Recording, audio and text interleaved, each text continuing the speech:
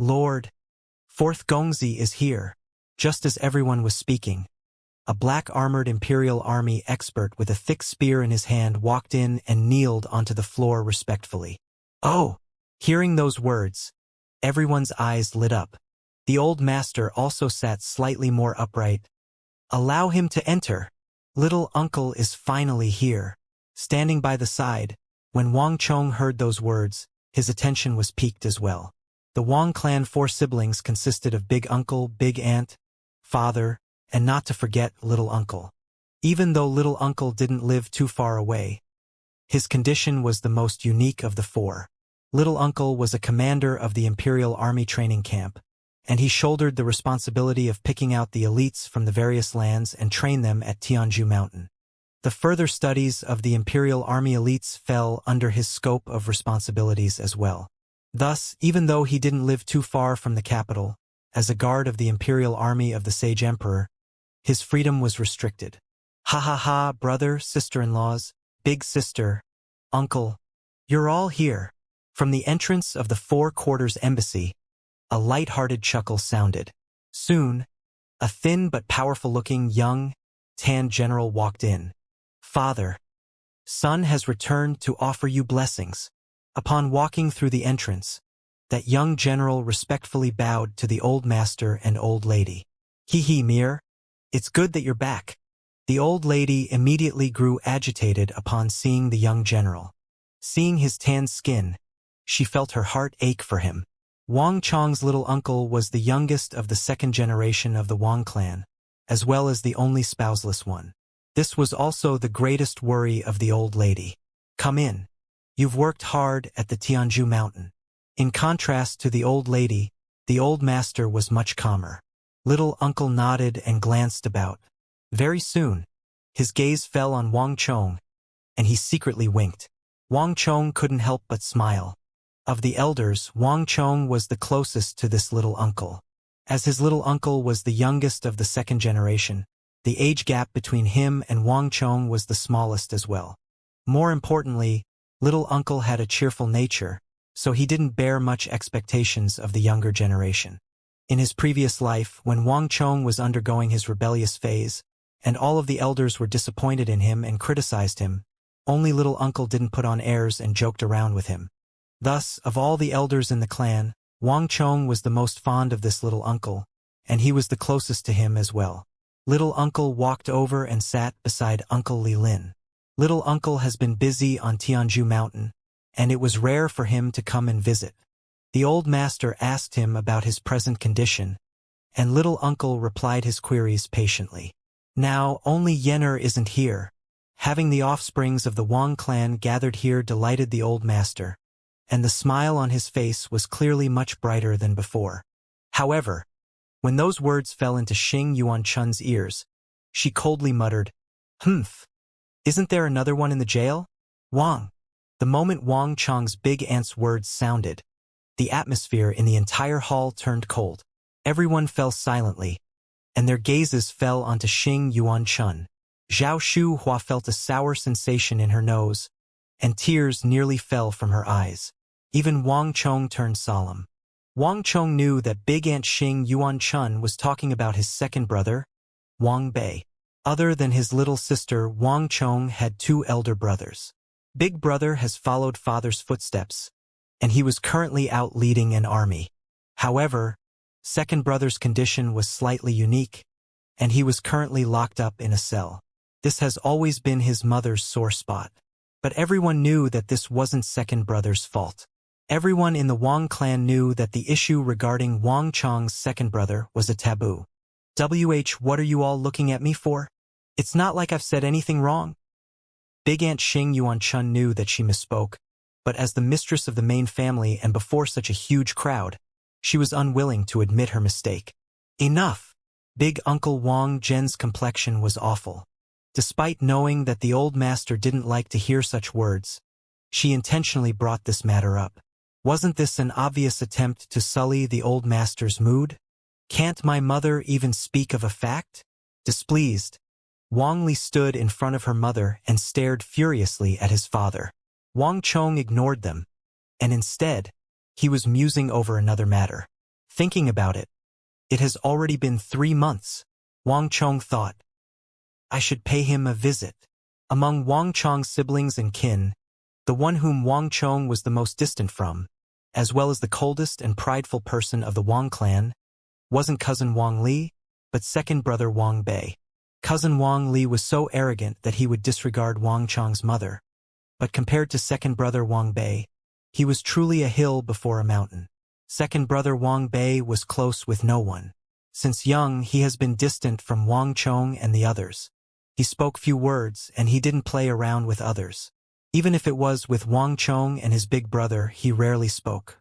However, Wang Chong knew that second brother Wang Bei couldn't be blamed for this. This wasn't his true personality. Enough! In the hall, the old master slammed the table. He couldn't tolerate it anymore. All of you, get out! The old master's face was cold as frost. A frightening aura emanated from him, and even big Uncle Wang Zhen couldn't help but shudder and fall deathly silent. The old master was both skilled in academics and martial arts, and he was a top-notch expert during his youth. When chaos broke out in the royal court back then, the old master used his own strength to break out from the complicated situation to support the current sage emperor to the throne. Even though it has been many years since then, and a severe wound he sustained during the military campaigns back then has caused his cultivation to deteriorate, he still wasn't someone that those offsprings of his could compare up to. The old master never got angry easily, but when he did, he struck fear in the hearts of others. Even Wang Chong couldn't help but lower his head. Even though Big Aunt Xing Yuan Chun spoke arrogantly before the wrath of the old master, she felt suffocated, and she didn't dare to speak a single word. Old master, calm down. It's rare that the children have come to meet you. Furthermore, Yuan Chun didn't mean it. The old lady tried to calm the situation. Jenner Mir and Ru Shuang, why are you all still here? Seeing that the old master was truly enraged, how could the rest of them dare to talk back to him? They hurriedly rushed out from the hall. Yaoer, you remain here. Grandfather likes you the most, so humor him. Don't let him remain angry. Wang family's little sister was about to leap from the embrace of the two elders, but she was stopped by the old lady. There were few ladies in the Wang clan, and little sister was the youngest of them all. She has an innocent and direct personality, and she has a flair for humoring the old master and old lady as well. At this moment, she was the only one allowed to remain in the hall. It's the old master's 70th birthday. Must you make everyone unhappy like that? Walking out from the erudite pavilion, big Uncle Wang Zhen's complexion was grave. Discipline was strict in the Wang clan, and the old master and old lady had never quarreled in their entire life. Thus, taking them as role models, Wang Zhen tolerated all that his wife, Xianxia, did. Furthermore, Xianxia governed over the finances of the family individually, which was an extremely difficult task given the huge number of guards, maids, nannies, and such in the family. On top of that, there wasn't a single person in the Wang clan who was skilled in management. If not for Xianxia's particular talent in that field, which allowed her to manage several businesses in the capital to fund the family, Wang Zhen's meager stipend was far from sufficient to prop up the family. This was also the reason why Wang Zhen was forgiving and tolerant of Xianxia. Haven't I told you about Lier's matter? If not for Chonger's wits to guard against the Yao clan would have exploited him. That child has helped us, so why must you be so against him? Besides, from the carriage, you have been trying to insult Xiaoxia ever since our arrival.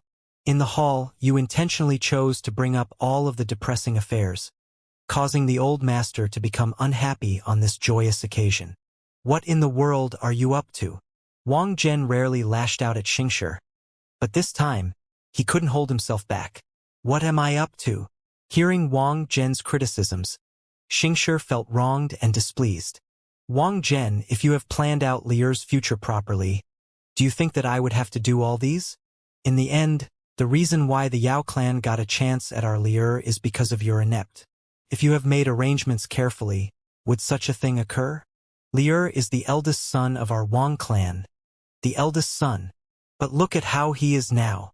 Putting aside how Wang Fu's position is above his, what about the second son, Wang Bei? Although he is squatting in the cell, The old master is still protecting him. Can't I at least talk about it? Besides, Wang Zhen, don't you forget. The children of your third brother are Lier's biggest competitors. The position and standing of the old master must be inherited by our Lier. Why should we share anything with Wang Fu and Wang Bei? Other people may be unwilling to fight for him, but as his mother, why shouldn't I be allowed to help my son? Xianxia's eyes reddened, and her entire body trembled in fury. That's right. She was obnoxious, she disregarded the occasion, and she spoke back to the old master. However, all of this was for her own child. Wang Zhen couldn't see through the matter, but she could. If Lier wanted to inherit the old master's massive influence and wealth, the third brother's family would be his biggest competitor. This was an absolute fact. Initially, Wang Zhen was filled with anger. However, hearing Xianxia's words, he fell silent. At the same time, on the other side of the Four Quarters Embassy, Wang Chong finally found his little uncle. You brat, not bad, huh? I've heard of your affairs while I was at Tianzhu Mountain. Wang Chong's little uncle, Wang Mi, walked over and patted Wang Chong's shoulders heavily. Perhaps because there was only 20 years of difference between the two of them, little uncle has never put on the airs of an elder before Wang Chong. Little uncle, you're tanned again. If this goes on, you'll be turning into a black man soon. Wang Chong joked. There wasn't the slightest restraint that one would have when facing their elders. Black man. Little uncle was confused. Wang Chong chuckled within. There were no black men in this world, so it was unlikely that little uncle would understand his joke. You brat, are you mocking your little uncle? Little uncle may not understand Wang Chong's words, but he could tell that Wang Chong was mocking his tan skin. Thus, he lifted a finger and knocked Wang Chong's head. Wang Chong simply grinned in response. It's a pity that your second brother can't be here for the old master's birthday. Actually, in the past, your second brother wasn't like that. Little uncle suddenly recalled something and sighed. To think that the berserker syndrome of our clan would appear in him for your generation. Wang Chong fell silent. While they couldn't speak of such matter in the hall before the old master and old lady, at here, where no one was around, there was no need to hold back their words.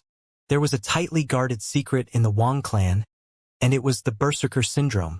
No one knew when it started, but this berserker syndrome would be inherited by a member of the Wang clan every alternate generation.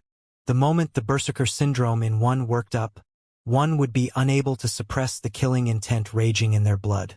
One's sight would turn blood red, and aggressive nature would flare, forcing one into a state of rampage. And Wang Chong's second brother, Wang Bei, possessed the berserker syndrome. This syndrome was hereditary, and it was because of this that the old master and old lady felt guilty towards second brother Wang Bei.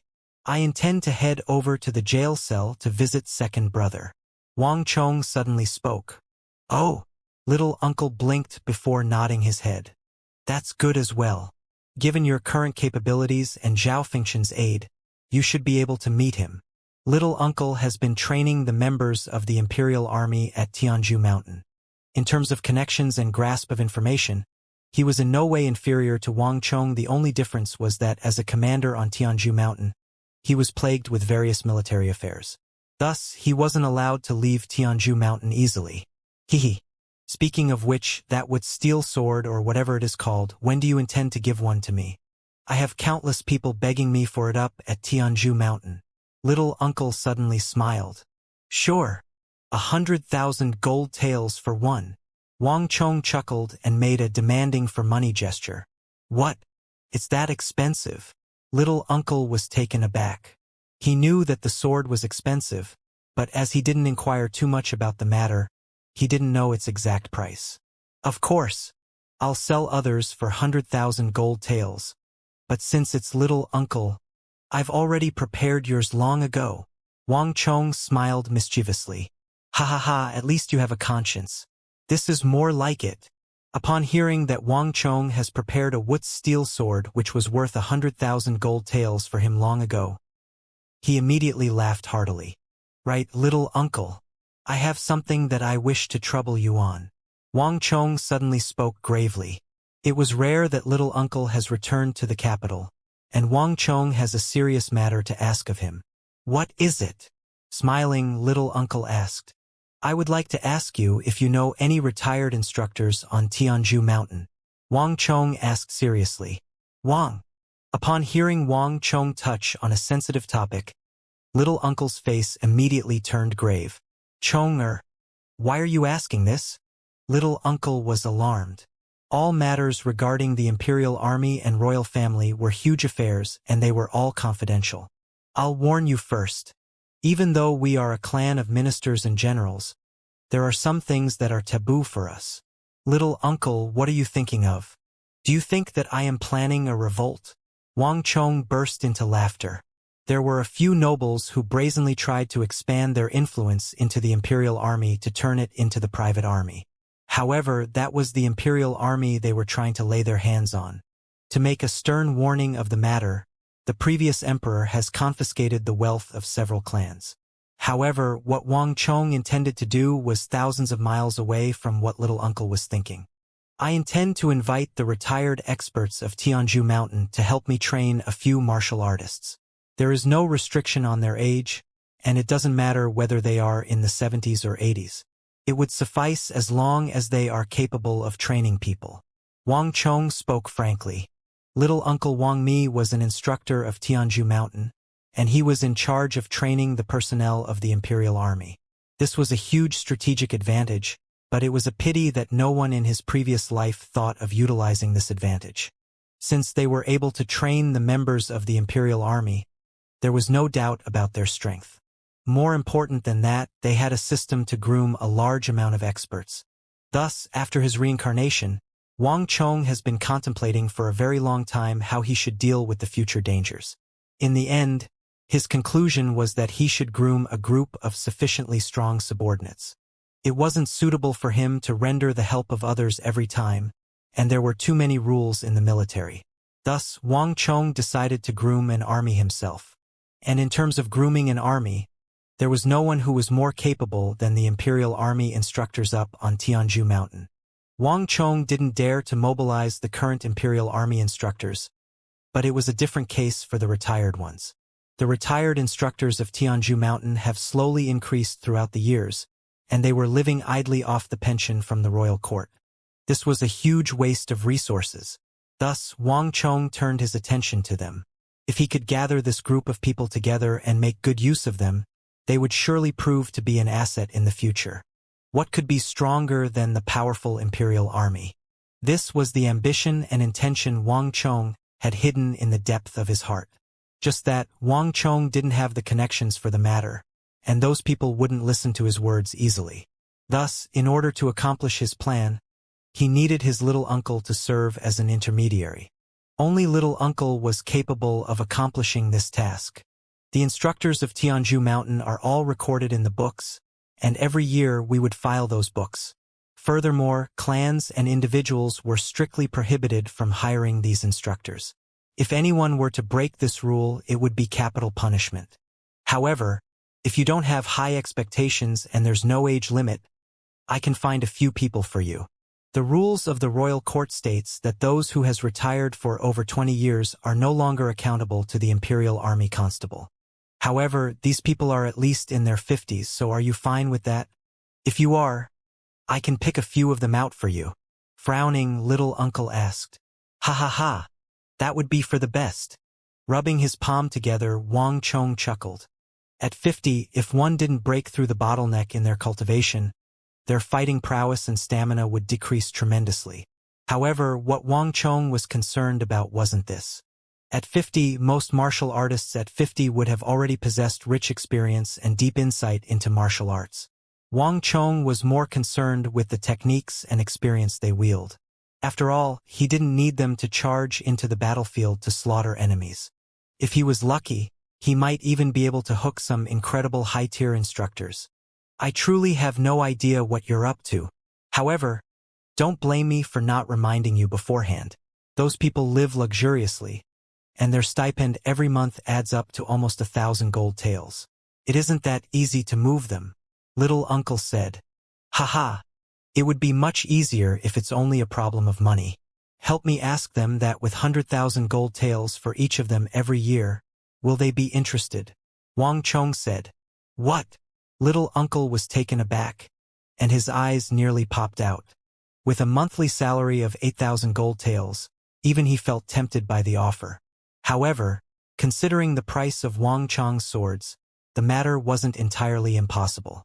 The current Wang clan was different from the old Wang clan. Wang Chong, have you really thought it through? Is it worth it to use so much money to hire them? Haha, little uncle. This is called buying the bones of a horse with 1,000 gold taels. Money isn't a problem. The issue is whether I am able to bring anyone in. Wang Chong said. Wang Chong has been trying his best to earn money, but he never regarded money too highly. Hiring an ex-instructor of the Imperial Army for 100,000 gold taels per year was something unheard of in this era. But no one knew more clearly than Wang Chong that the onset of the catastrophe 4 years later would render this money worthless. Thus, Wang Chong would never be stingy with money.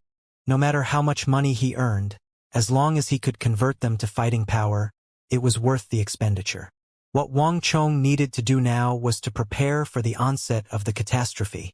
Buying the bones of a horse with 1,000 gold taels. Rest assured, you won't buy horse bones with this amount of money. You can pick freely among those retired Imperial Army instructors. Little uncle shook his head. He looked at Wang Chong with a gaze indicating that he was a profligate scion squandering away his wealth. Leave this matter to me. I'll inform you when there's any news.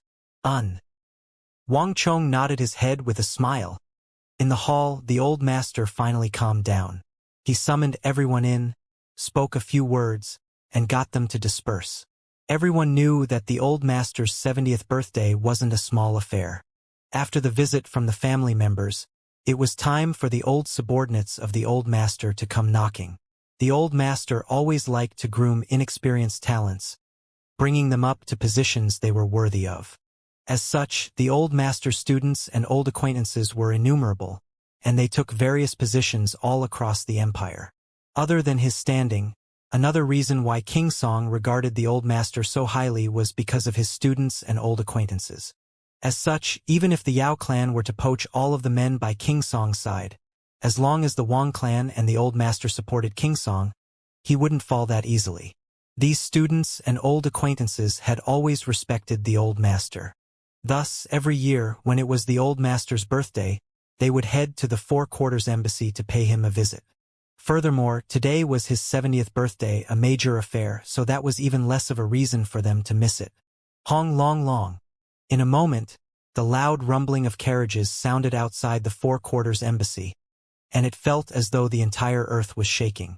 Extravagantly adorned carriages gathered together at the Four Quarters Embassy from all directions, as though they had agreed on it beforehand. The Four Quarters Embassy should have been a remote location, but in a short moment, it suddenly grew lively. Standing on higher grounds, Wang Chong could clearly see the people from different walks of life outside. There were white-haired elders, dependable and responsible middle-aged men, passionate and zealous young men, those who were the same age as him, and even some who were younger than him. But regardless of who they were all extremely affluent. A strong scent of authority exuded from them, and Wang Chong could even spot a purple fish token carrying powerful officials among the crowd. These people were all influential grade 1 officials in the royal court. Every single one of them possessed tremendous standing within the empire. Buying the bones of a horse with 1,000 gold taels. This is an idiom with a story behind it.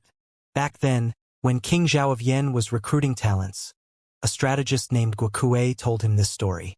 An emperor interested in horses wishes to buy 1,000 li horse, and he offered 1,000 gold taels for it. However, 3 years passed, and he wasn't able to find a single seller. Thus, a courageous servant stood forward and took on the task. The servant was capable, and he found a horse within 3 months. But unexpectedly, the horse died right before the sales. But even so, the servant chose to buy it for 500 gold taels. When the emperor heard of it, he was enraged at the servant for wasting 500 gold taels for nothing. In the end, the servant explained, "When news that you were willing to spend 500 gold taels to buy a dead horse spreads, others would believe that you are a true horse fanatic, and that you keep your promises. Thus, they'll present their horses up to you. And just as the servant said, other people started to offer their 1,000 li horse to the emperor.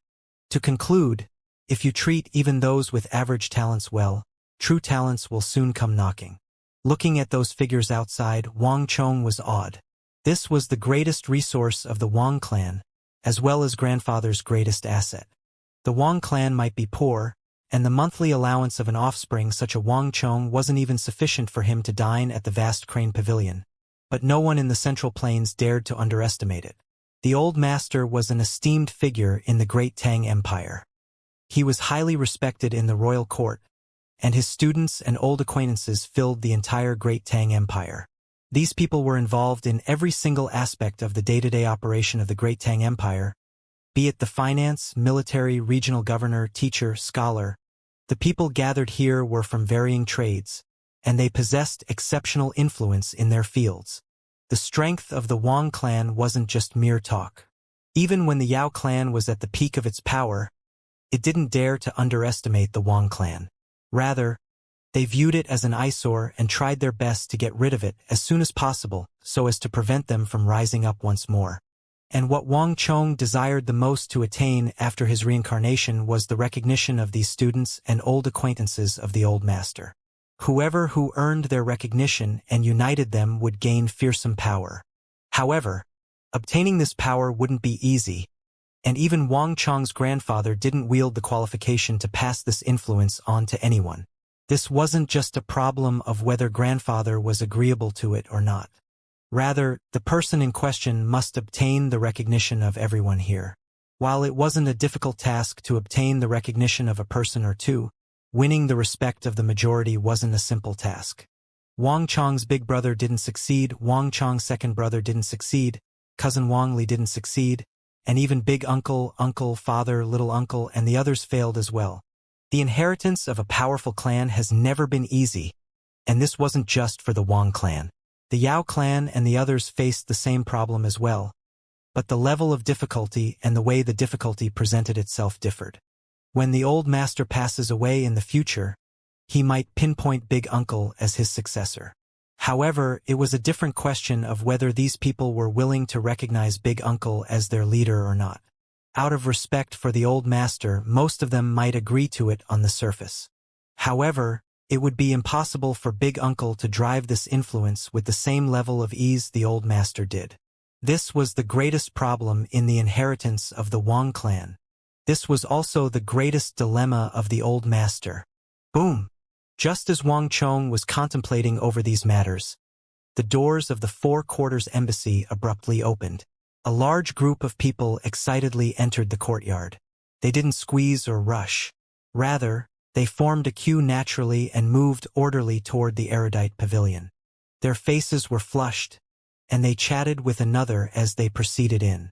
The delight on their faces seemed as though the one celebrating his 70th birthday wasn't Wang Chong's grandfather, but their own kin. Upon seeing this sight, Wang Chong sighed deeply. His grandfather was probably the only one who was capable to winning their earnest respect. Stepping down from the fake hill, Wang Chong watched as these people walked into the erudite pavilion to offer their blessings to the old master. Without the old master's agreement, the Wang clan members weren't allowed to approach these students and old acquaintances of the old master casually. This was a taboo. Thus, when these people stood forward to offer their blessings, regardless of whether it was Wang Chong, little uncle, or the others, they would walk around them. Due to the old master's rules, none of them brought any presents. They would enter row by row to offer their blessings, and after which they would leave through the entrance row by row as well. The entire process was orderly. After a long period of time, everyone in the group finally managed to offer their blessings. In an instant, the atmosphere in the courtyard turned tense.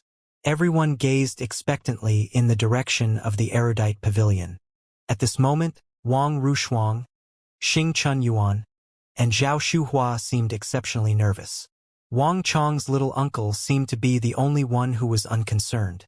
Smiling carefreely, he placed his hands behind his neck and leaned against a fake mountain casually.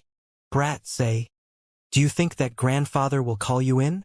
Unknowingly, Cousin Wang Zhuyan has skirted around the bamboo forest over to Wang Chong. Heh, second sister. Aren't you worried that Big Ant would tug on your ears if she were to find out that you are here? Wang Chong chuckled. Brat, is your skin itching for a beating? Cousin Wang Zhuyan made use of the bamboo forest to hide from her mother's sight to sneak here. At this moment, she was waving her fists menacingly at Wang Chong. Wang Chong knew that Big Ant has never liked cousin getting too close with Wang Chong's family. However, her objection did little to change cousin's personality. Given Wang Zhuyan's age, it would be difficult for Big Ant to keep her in check. Even so, she couldn't avoid being punished by Big Ant. I really don't understand why all of you are so obsessed with this matter. My big brother is like that, your big brother as well, and now even you are the same. Wang Zhuyan gently flicked a bamboo leaf, and it flew into the distance. Slight disdain and dissatisfaction reflected on her face. Governance and military were male-dominant. The matter in the erudite pavilion has nothing to do with granddaughters and daughter-in-laws, and grandfather has never summoned for them either. It has always been the sons and grandsons who would fight with one another over the matter, and this made her displeased and contemptuous. Smiling, Wang Chong simply shook his head. He had to vie for the matter in the erudite pavilion. He had to give it his all and use all means at his disposal for it. However, he wasn't doing this for his own cause. Wang Chong had compelling reasons for it. To realize his dream and accomplish the mission he shouldered, Wang Chong had to gain the recognition of grandfather's students and old acquaintances so that he could drive them. However, there was no way Wang Chong could explain this to his cousin. The members of the Wang clan spread throughout the perimeter of the erudite pavilion waited patiently. Soon, powerful footsteps sounded, and an imperial army commander dressed in his battle suit appeared by the door of the erudite pavilion. The imperial army commander glanced about before walking toward the crowd. Unknowingly, everyone's gazes were attracted onto this imperial army commander. At this moment, even Wang Chong subconsciously held his breath. Young Master Li, Duke Zhou orders you to enter the conference hall. Around 8 to 9 zhang away from Wang Chong, the Imperial Army commander footsteps came to an abrupt halt. He turned toward Wang Chong's cousin, Wang Li, and spoke. Lier, hurry over. Your grandfather is calling for you. Delighted, Big Ant urged her son on. Wang Chong's heart sunk. He felt disappointed and empty. So I'm not the one. For an instant, Wang Chong thought that the Imperial Army commander was looking for him. Cousin Wang Li swiftly entered the erudite pavilion. It wasn't his first time entering. Even so, Wang Chong could sense that he was anxious. Then, the Imperial Army commander went back in as well. However, he soon came out once more, and this time he headed straight for Wang Chong. Chong Gongzi, Duke Zhou invites you over. The attitude of the Imperial Army commander was extremely polite.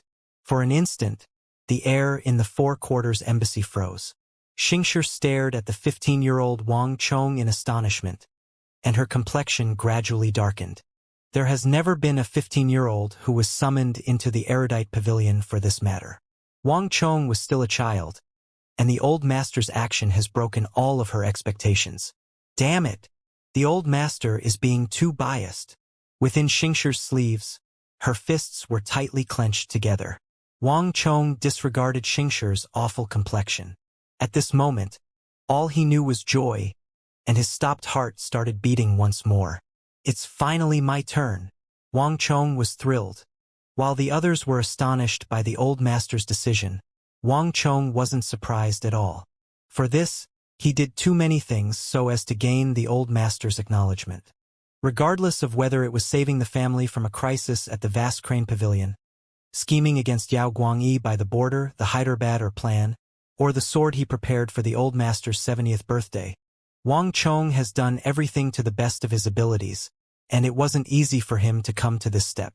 Perhaps Big Ant may think that the old master was being biased toward him, but Wang Chong knew that this wasn't favoritism. This was something Wang Chong has achieved with his own diligence. Mother, I'll be going in. Wang Chong walked over and grabbed her mother's hands. Madam Wang fondled Wang Chong's head delightfully. Second sister, I'll be going. Wang Chong mischievously gestured secretly to the bamboo forest. Regardless of whether she saw it or not, Wang Chong started walking toward the erudite pavilion. There weren't anyone in the hall, but voices could be heard at the back of the hall. The old master and his subordinates never discussed matters in the hall, and they didn't allow anyone to eavesdrop either. Even the Imperial Army members guarding the perimeter weren't allowed to enter. This will be the crucial step to earning the old master's trust. Wang Chong took in a deep breath. Circling around the Zhangtal ancient flora and bird drapery, Wang Chong stepped into the conference hall. The conference hall was packed with people. Upon entering, Wang Chong immediately saw the old master seated at the top. In his surroundings were several white-haired old men whose every action displayed steadiness, calmness, and imposing authority. Upon sensing Wang Chong's entry, those powerful white-haired old men immediately turned their sights over. Even though Wang Chong was mentally prepared for this, his heart still tightened upon seeing those white-haired old men in the conference hall.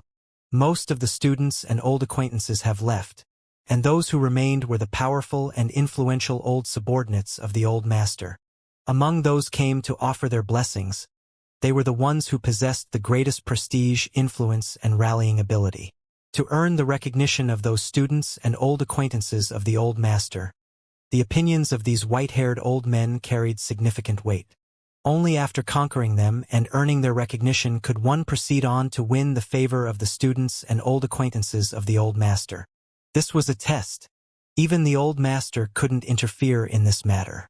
He could only nominate the candidates, but he couldn't meddle in the process. The old master himself also had no idea whether those he nominated would be able to earn the recognition of the old subordinates here. Everyone, this is the third son of my third son, Wang Chong. At this moment, the old master seated at the top spoke as he gestured toward Wang Chong, who just entered the room. Oh, Chong Gongzi, come in. The white-haired old men greeted Wang Chong, but they didn't pay him much attention. They were only saying so out of respect for the old master. They have seen too many people in this hall already. Be it Wang Li, Wang Fu, or Wang Bei, they've seen them all. This was already the fourth one, and they didn't think that there was any need to pay much heed to Wang Chong. Wang Chong pays respect to the elders. Wang Chong respectfully bowed, paying no heed to their attitude. Those who were seated here along with the old master were his ex-subordinates. These people have weathered the various political changes in the royal court and followed the old master to support the current emperor to the throne under chaotic times. When they were younger, they had frequented the royal court and held powerful positions. Even though they've exceeded their 60s now, their rallying ability and influence were still spectacular. Every single one of them were either a head of a powerful clan or a hero of a region. Most of them were over their 60s, but age did little to thin their influence. Given their standing, there was no need for them to behave respectfully to a 15-year-old kid. In fact, if not for the old master's halo, they probably wouldn't be bothered to waste their breath on pleasantries. Sit down. Men, get him a chair, the old master ordered. The men in the conference hall were all veterans. Wang Chong may be the old master's grandson, but in terms of standing, he was only qualified to sit at the very end. In fact, he was only given a small chair by the corner of the room. The main reason why old master sent him here was for him to listen to the affairs and gain some experience. This would prove to be useful to him in the future. After Wang Chong was settled in, the group in the conference hall burst into discussion once more. Seated by the corner, Wang Chong scanned the room. Other than the old master and his subordinates, Big Uncle Wang Zhen was also present, seated beside the old master. Big Uncle was the eldest son of the clan, as well as an authoritative official in the royal court. Regardless of whether he was able to earn the recognition of these old subordinates, there would always be a seat for him beside the old master. Other than Big Uncle, cousin Wang Li was present as well. Initially, when he first arrived at the Four Quarters Embassy, he looked irritated and impatient. But at this moment, he seemed like a completely different person. He listened attentively to the conversation among the old master and his subordinates, and his face betrayed his strong desire to perform on this occasion. This was different from the impression he gave Wang Chong in the past. Cousin Wang Li also intends to win the recognition of these old subordinates. A thought flashed through Wang Chong's head. Grandfather didn't have a say in the judgment of these old subordinates. He could only nominate candidates. After all, it was impossible to force someone to respect and recognize you. These were only useful when it came from the depth of one's heart. Cousin Wang Li may have tried his best to perform every single time, but Wang Chong knew that it was impossible for him to win over the old master students and old acquaintances no matter how hard he tries. It wasn't because he was lacking. Rather, these old subordinates were experienced veterans, and they've weathered through many tribulations in their life. No matter what kind of ability one displays, they would only think of it as a petty trick. Conquering them was a nigh impossible task. Otherwise, big uncle, father, uncle, little uncle, big brother, second brother, and cousin wouldn't have all failed. At the very most, they've only earned the recognition of one or two of these old subordinates. To date, not a single one of them had been able to win the recognition of all those in this room yet. Glancing around the conference hall, Wang Chong's eyes soon fell on the old master.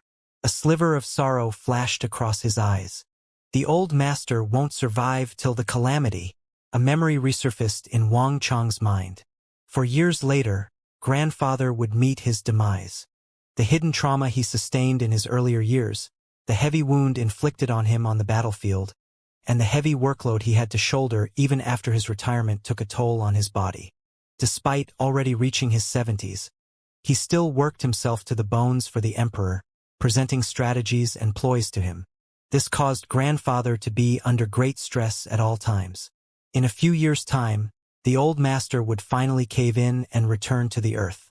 But no one in the Wang clan seemed to have realized this matter, be it big uncle or father. Grandfather hid his frailty well, to the point that everyone thought of him as an immortal, a being who would never collapse. But no one could survive for an eternity in this world, and grandfather was no exception. Thus, grandfather's fall came as a severe blow. The entire Wang clan panicked, and even the calm and dependable big uncle was flustered.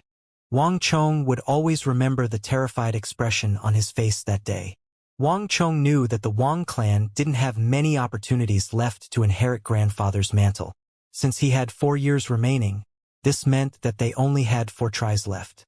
Without a core figure to unite everyone, the students and old acquaintances of the old master would disperse swiftly. In an instant, the influence and standing which the old master has spent his entire life to build up would crumble in an instant. Even if some remained loyal to the Wang clan, the Wang clan's influence would still be a far match from how it was.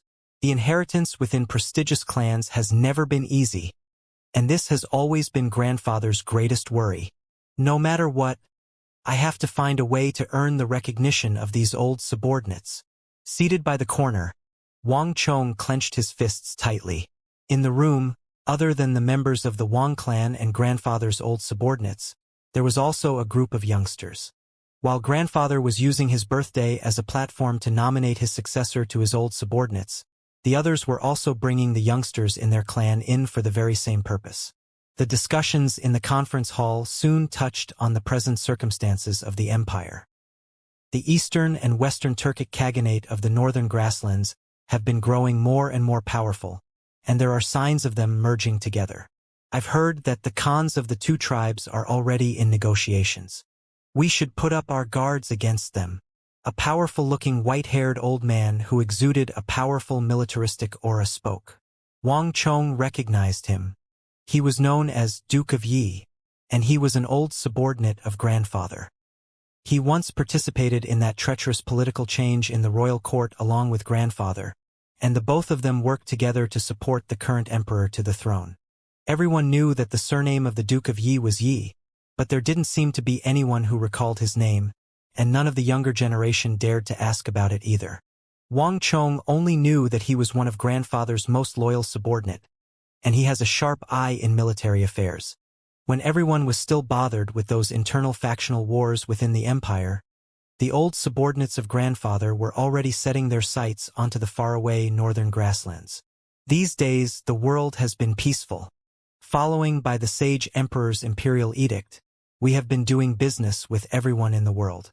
The Eastern and Western Turks of the North weren't adept in steelcraft, but with the easing of trade, they have bought many steel alloys from our great Tang. Now, even the tip of their arrows are crafted with steel alloy. Those Eastern and Western Turks already possessed strong cavalries and archers from the very start. If they were to grow stronger after obtaining our metal alloys, that could potentially lead to a disaster for the empire. Despite his silver hair and beard, the eyes of Duke of Yi were brimming with spirit unlike those of his age. Upon speaking of the Eastern and Western Turkic Khaganate, worry plagued his face. That isn't all. I've read the official document from the Bureau of Military Personnel, and the light cavalries of the Eastern and Western Turkic Khaganate have been trespassing on our borders, and the frequency of it is on the increase. In the past, we were able to defeat 3 squads of their cavalries with 2 squads of our own. However, the death ratio is already up to 1:1 now. Sometimes, under their surprise attacks, we might even suffer greater losses than them. Duke Zhou, the situation is really unnerving. Their battle prowess is rising too quickly, another powerfully built old man said. Of all here, he possessed the greatest height, being around a head taller than everyone else. Furthermore, with his sturdy and bulky arms and legs, he seemed more like a man in his prime than an old man. Wang Chong recalled that he was one of the subordinates from grandfather's early years, and he was better known as Big Beard. When he was younger, he had a full beard which he never shaved. Rather, he regarded it as his pride. Even when he has aged, he was still the same, just that his beard has turned white, and no one dared to call him Big Beard now. Nowadays, people respectfully addressed him as Elder Beard. In the past, he was the #1 general under grandfather's command. Duke Zhou, you are closest with His Majesty, and it would be good for you to inform His Majesty of the matter. We have to be guarded against such things. Our borders haven't been peaceful since a few years ago. Another white-haired old subordinate spoke up worriedly. Wang Chong recognized the person. His surname was Qiao, and people addressed him as Old Master Qiao. He was one of the few people in the room who was even older than grandfather. For the 3 of them to speak of the Eastern and Western Turkic Khaganate in the northern grasslands simultaneously, it was likely that they've discussed this matter beforehand, and decided to make use of Duke Zhou's birthday banquet to raise it up. Northern Protectorate Manor is in charge of guarding the northern territories, and protecting the Great Tang from the Eastern and Western Turkic Khaganate should be their responsibility. Have they said anything yet? Upon hearing his 3 old subordinates bringing up the matter of the northern Eastern and Western Turkic Khaganate, the old master was alarmed. From Qin to Han, then to Sui and eventually Tang, the nomads of the northern lands had been a threat to the Central Plains. During the Qin dynasty, the Great Wall had to be constructed, and an army of 100,000 elites was dispatched to guard the area.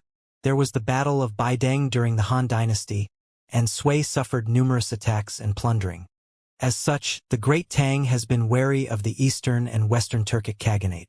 Back then, the Old Master has once led an army northward to strike down the alliance army of the Eastern and Western Turkic Khaganate. However, Great Tang also suffered heavy losses in that battle. The Old Master was well aware of the strength of the Eastern and Western Khaganate. Thus, he took this issue gravely.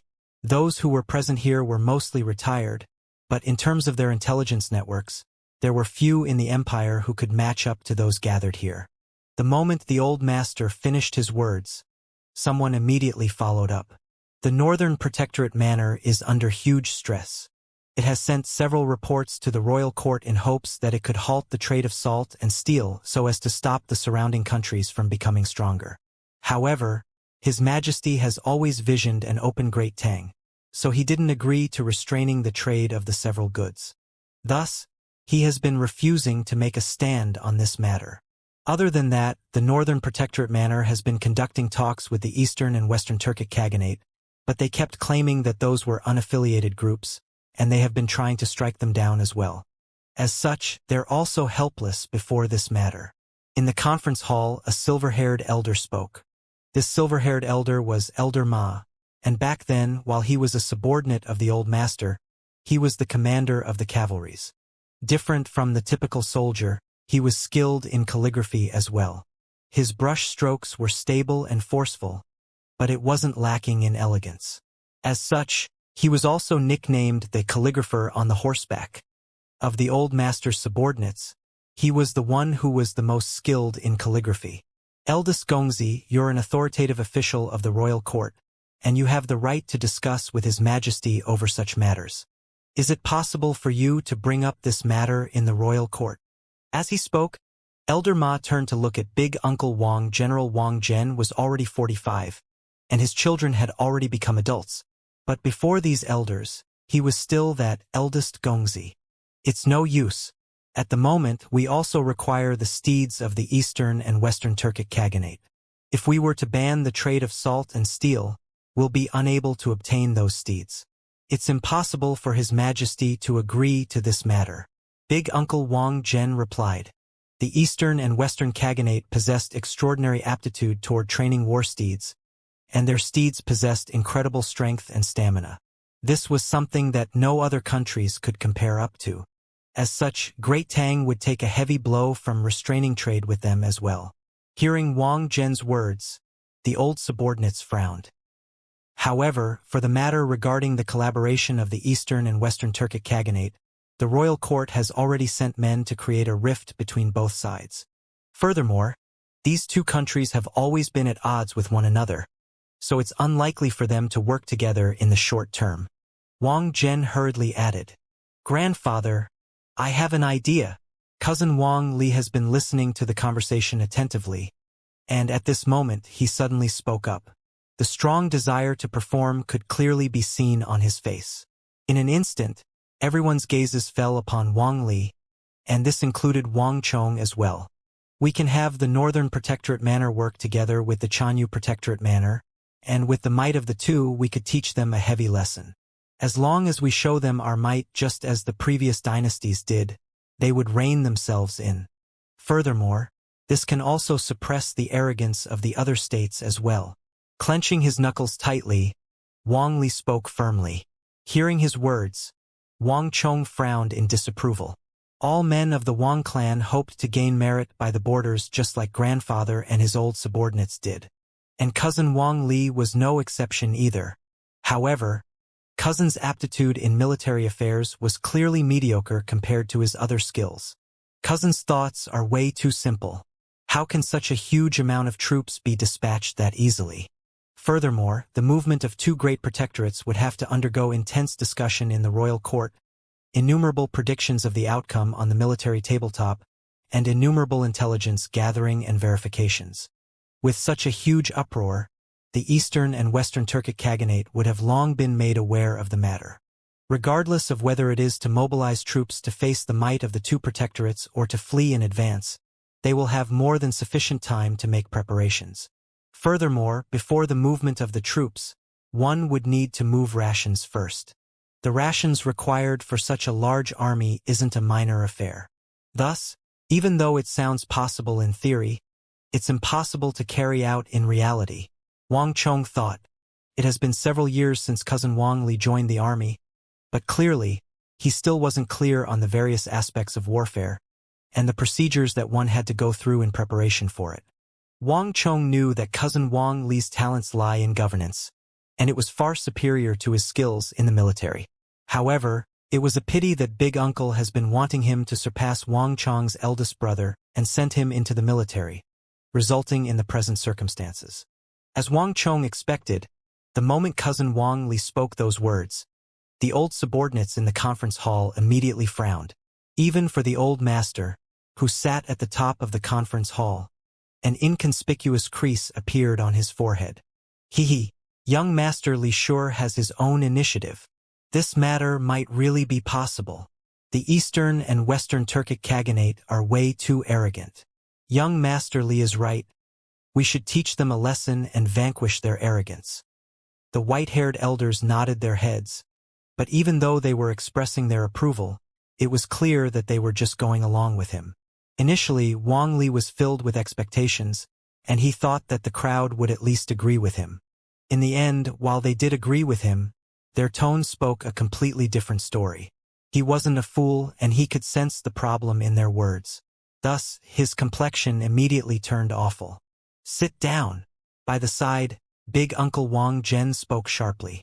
Chanyu Protectorate Manors Protector General Li Dan and Northern Protectorate Manors Protector General Zhang Zhiyun are hostile with one another.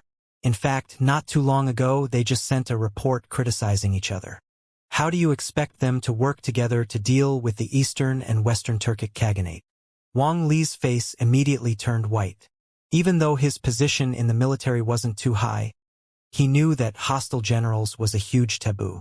The subordinates of the Old Master only chose not expose it on the Old Master's account so as to not embarrass him.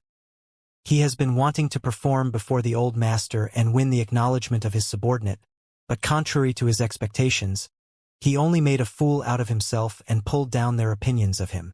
In an instant, his face turned bright red and he immediately sat back down. Biting his mouth, he chose to remain silent. Sigh! Seeing this sight, Wang Chong couldn't help but sigh. Cousin Wang Li has always been a competitive person.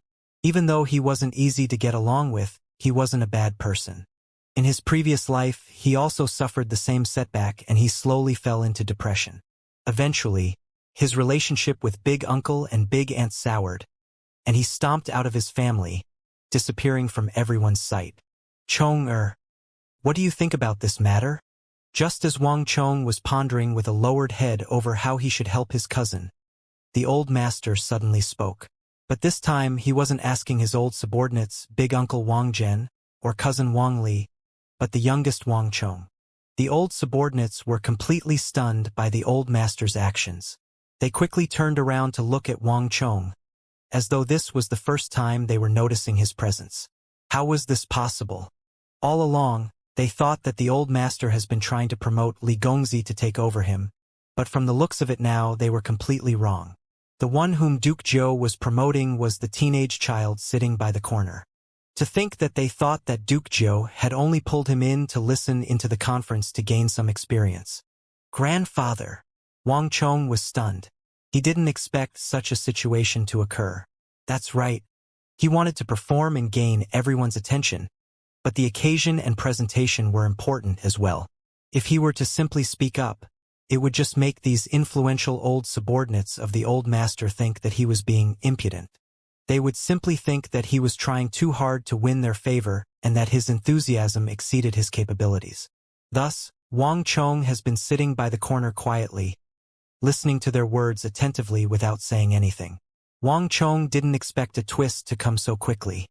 Grandfather has actually asked the opinion of a child over an important affair of the empire on such a grave occasion. As the possibility didn't even occur to Wang Chong, he was caught off guard. Speak your mind. There's no need to fear. Smiling, the Old Master raised his hands slightly, encouraging Wang Chong to go on. The conference hall fell completely silent. Wang Chong's big uncle stared deeply at Wang Chong, but he didn't say anything. No one knew a son more than his father, and similarly, no one knew a father more than his son. Wang Zhen didn't expect that the Old Master would test Wang Chong so quickly. This sight may seem sudden, but it was actually done intentionally. The Old Master didn't want Wang Chong to be prepared so that he could test his true skills. To think that the Old Master would value him so highly, Wang Zhen thought.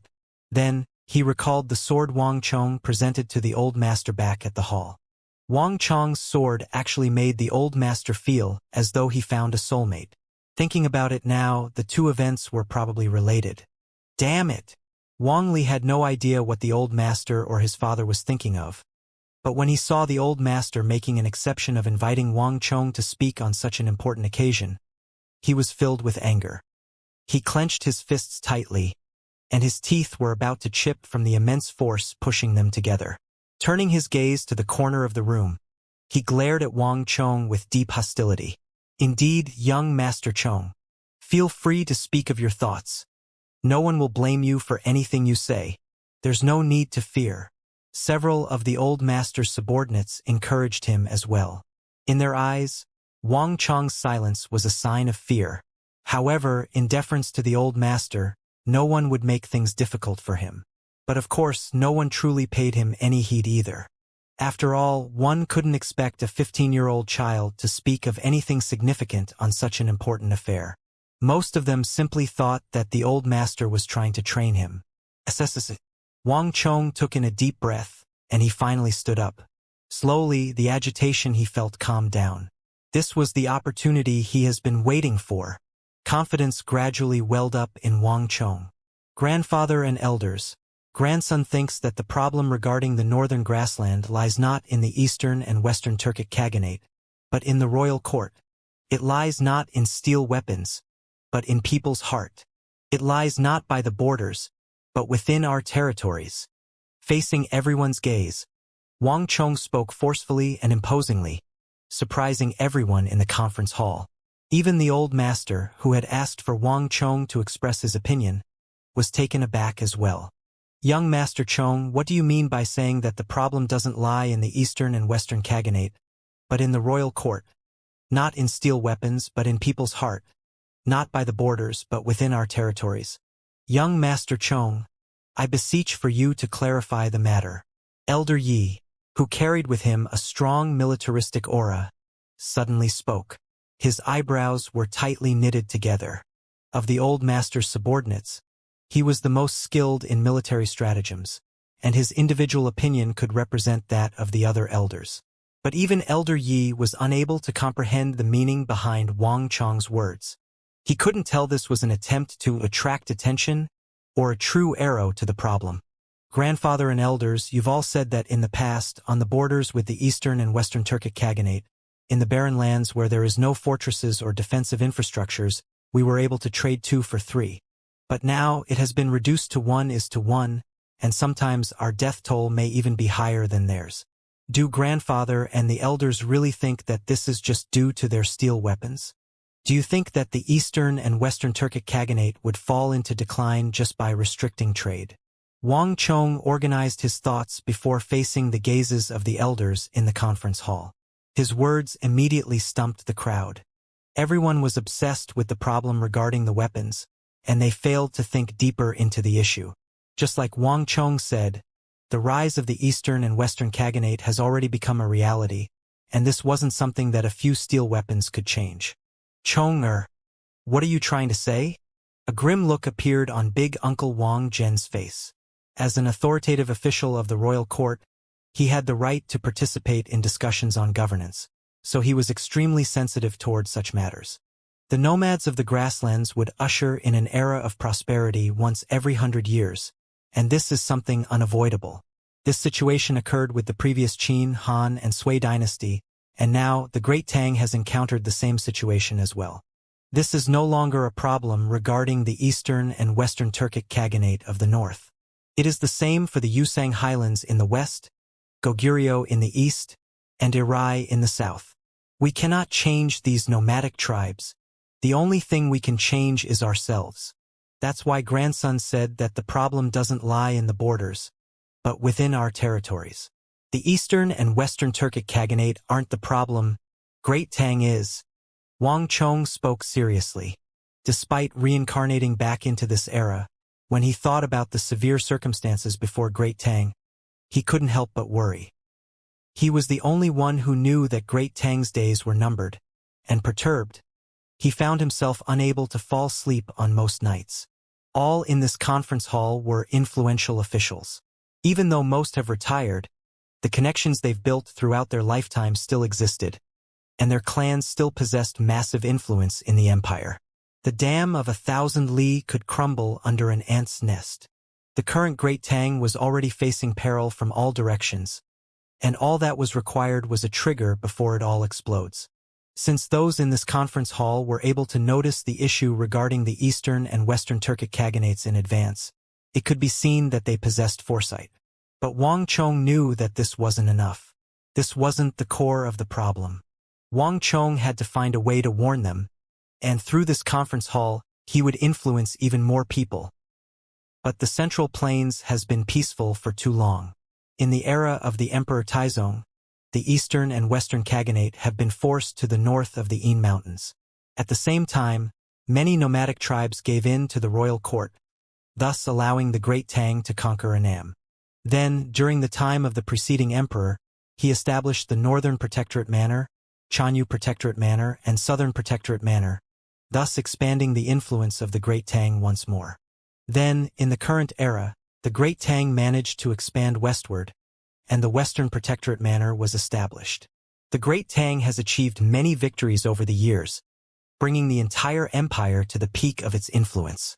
Not only did we surpass the Sui dynasty, we also surpassed the Han and Qin, and the Central Plains has reached a level of unprecedented might.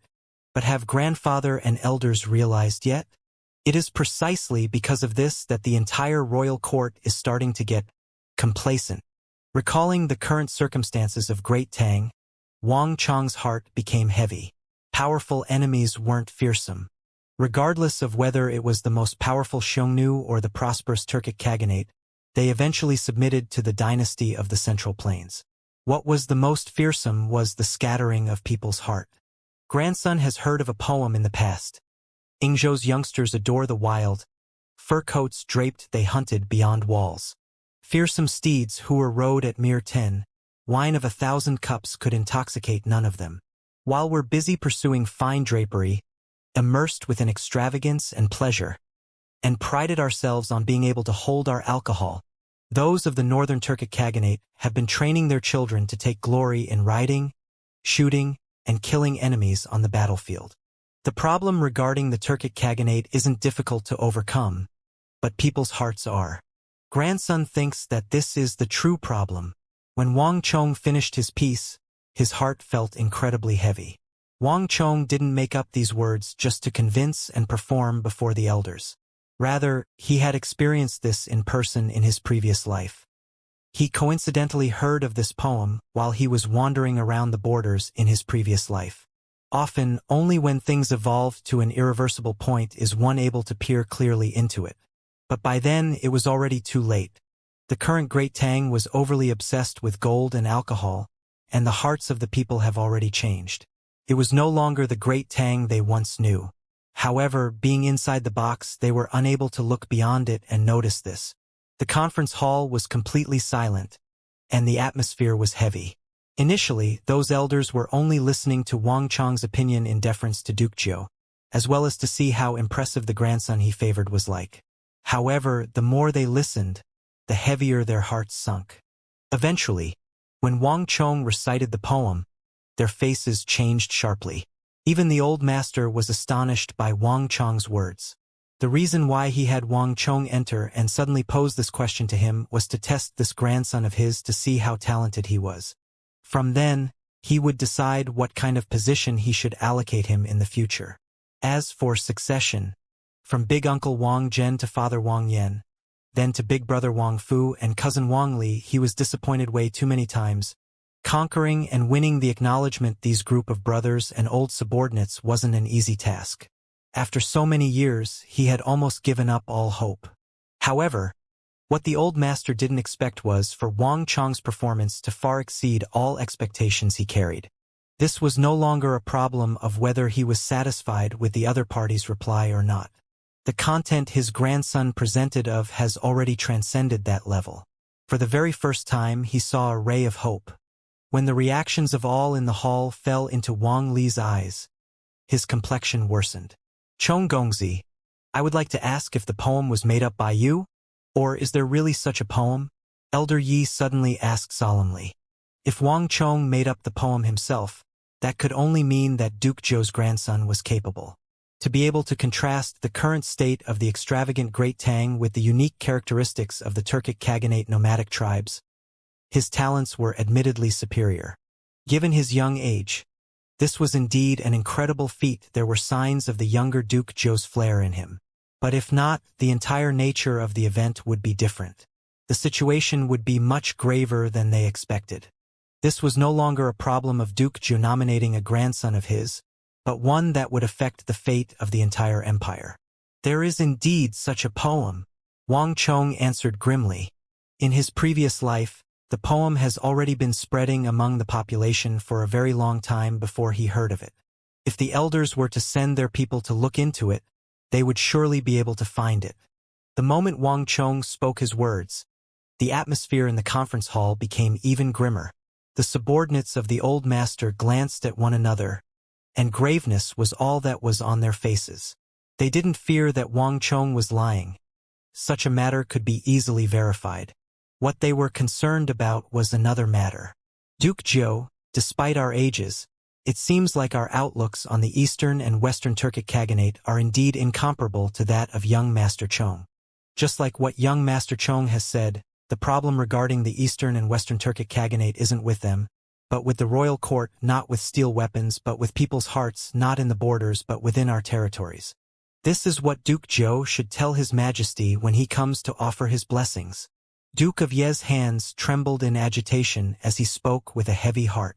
Wang Chong was only a 15-year-old child. On the other hand, the elders in the room were all beyond half a century old.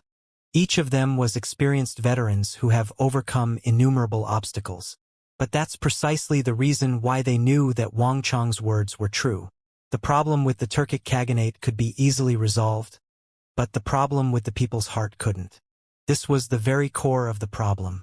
Despite their power and influence, they were helpless before this matter as well. This was why Duke of Yi was perturbed.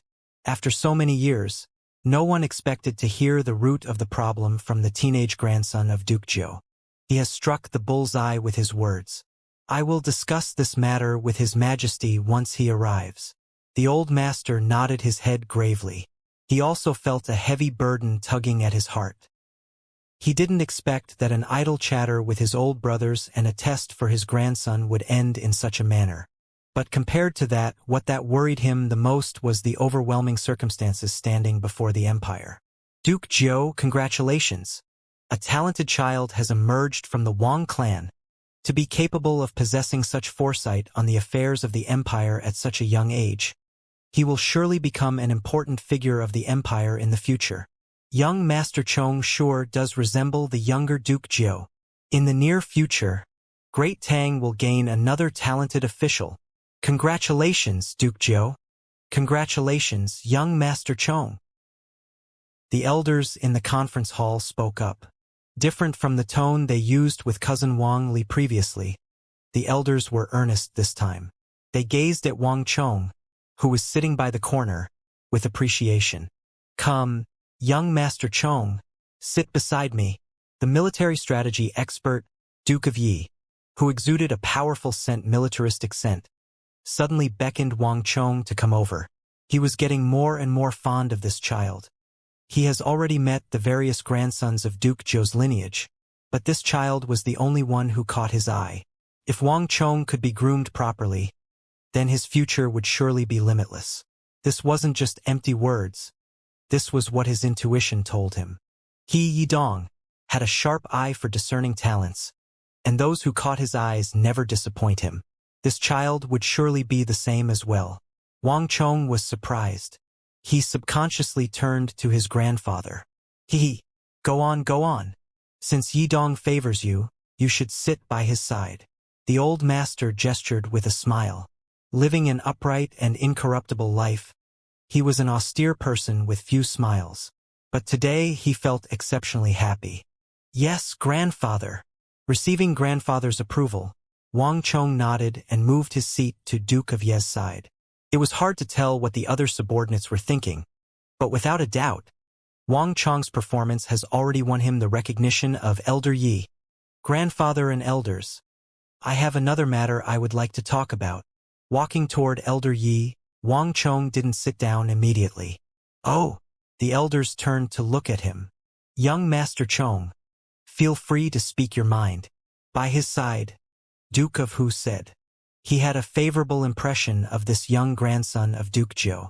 Even though the royal court refused to ban the sales of steel equipment and salt, there is another method to reduce the amount of steel equipment that the Eastern and Western Turkic Khaganate obtains. Furthermore, the entire royal court will definitely pass the motion swiftly. Wang Chong calmed himself before speaking. Cousin Wang Li's complexion was already awful after having his spotlight stolen from him. Upon hearing Wang Chong bring up the issue of the steel equipment which he failed to tackle at previously, his face became so dark that it seemed as though ink would drip from it. Wasn't he intentionally humiliating him in public? Young Master Chong, what is the method you speak of? Everyone immediately asked curiously. The sage emperor's intentions on the matter couldn't be any clearer. It was impossible for a ban of any kind to be established. He wouldn't sour trading relations over the sales of steel equipment. The reason why he chose to keep silent about the matter was also for the same reason. Yet, Wang Chong said that there was a method to reduce the sales of steel equipment that the royal court would pass. The attention of the elders was immediately piqued. Chong-er, don't spout rubbish. Everyone here is a veteran. And if you don't know about the matters of the royal court, don't utter nonsense.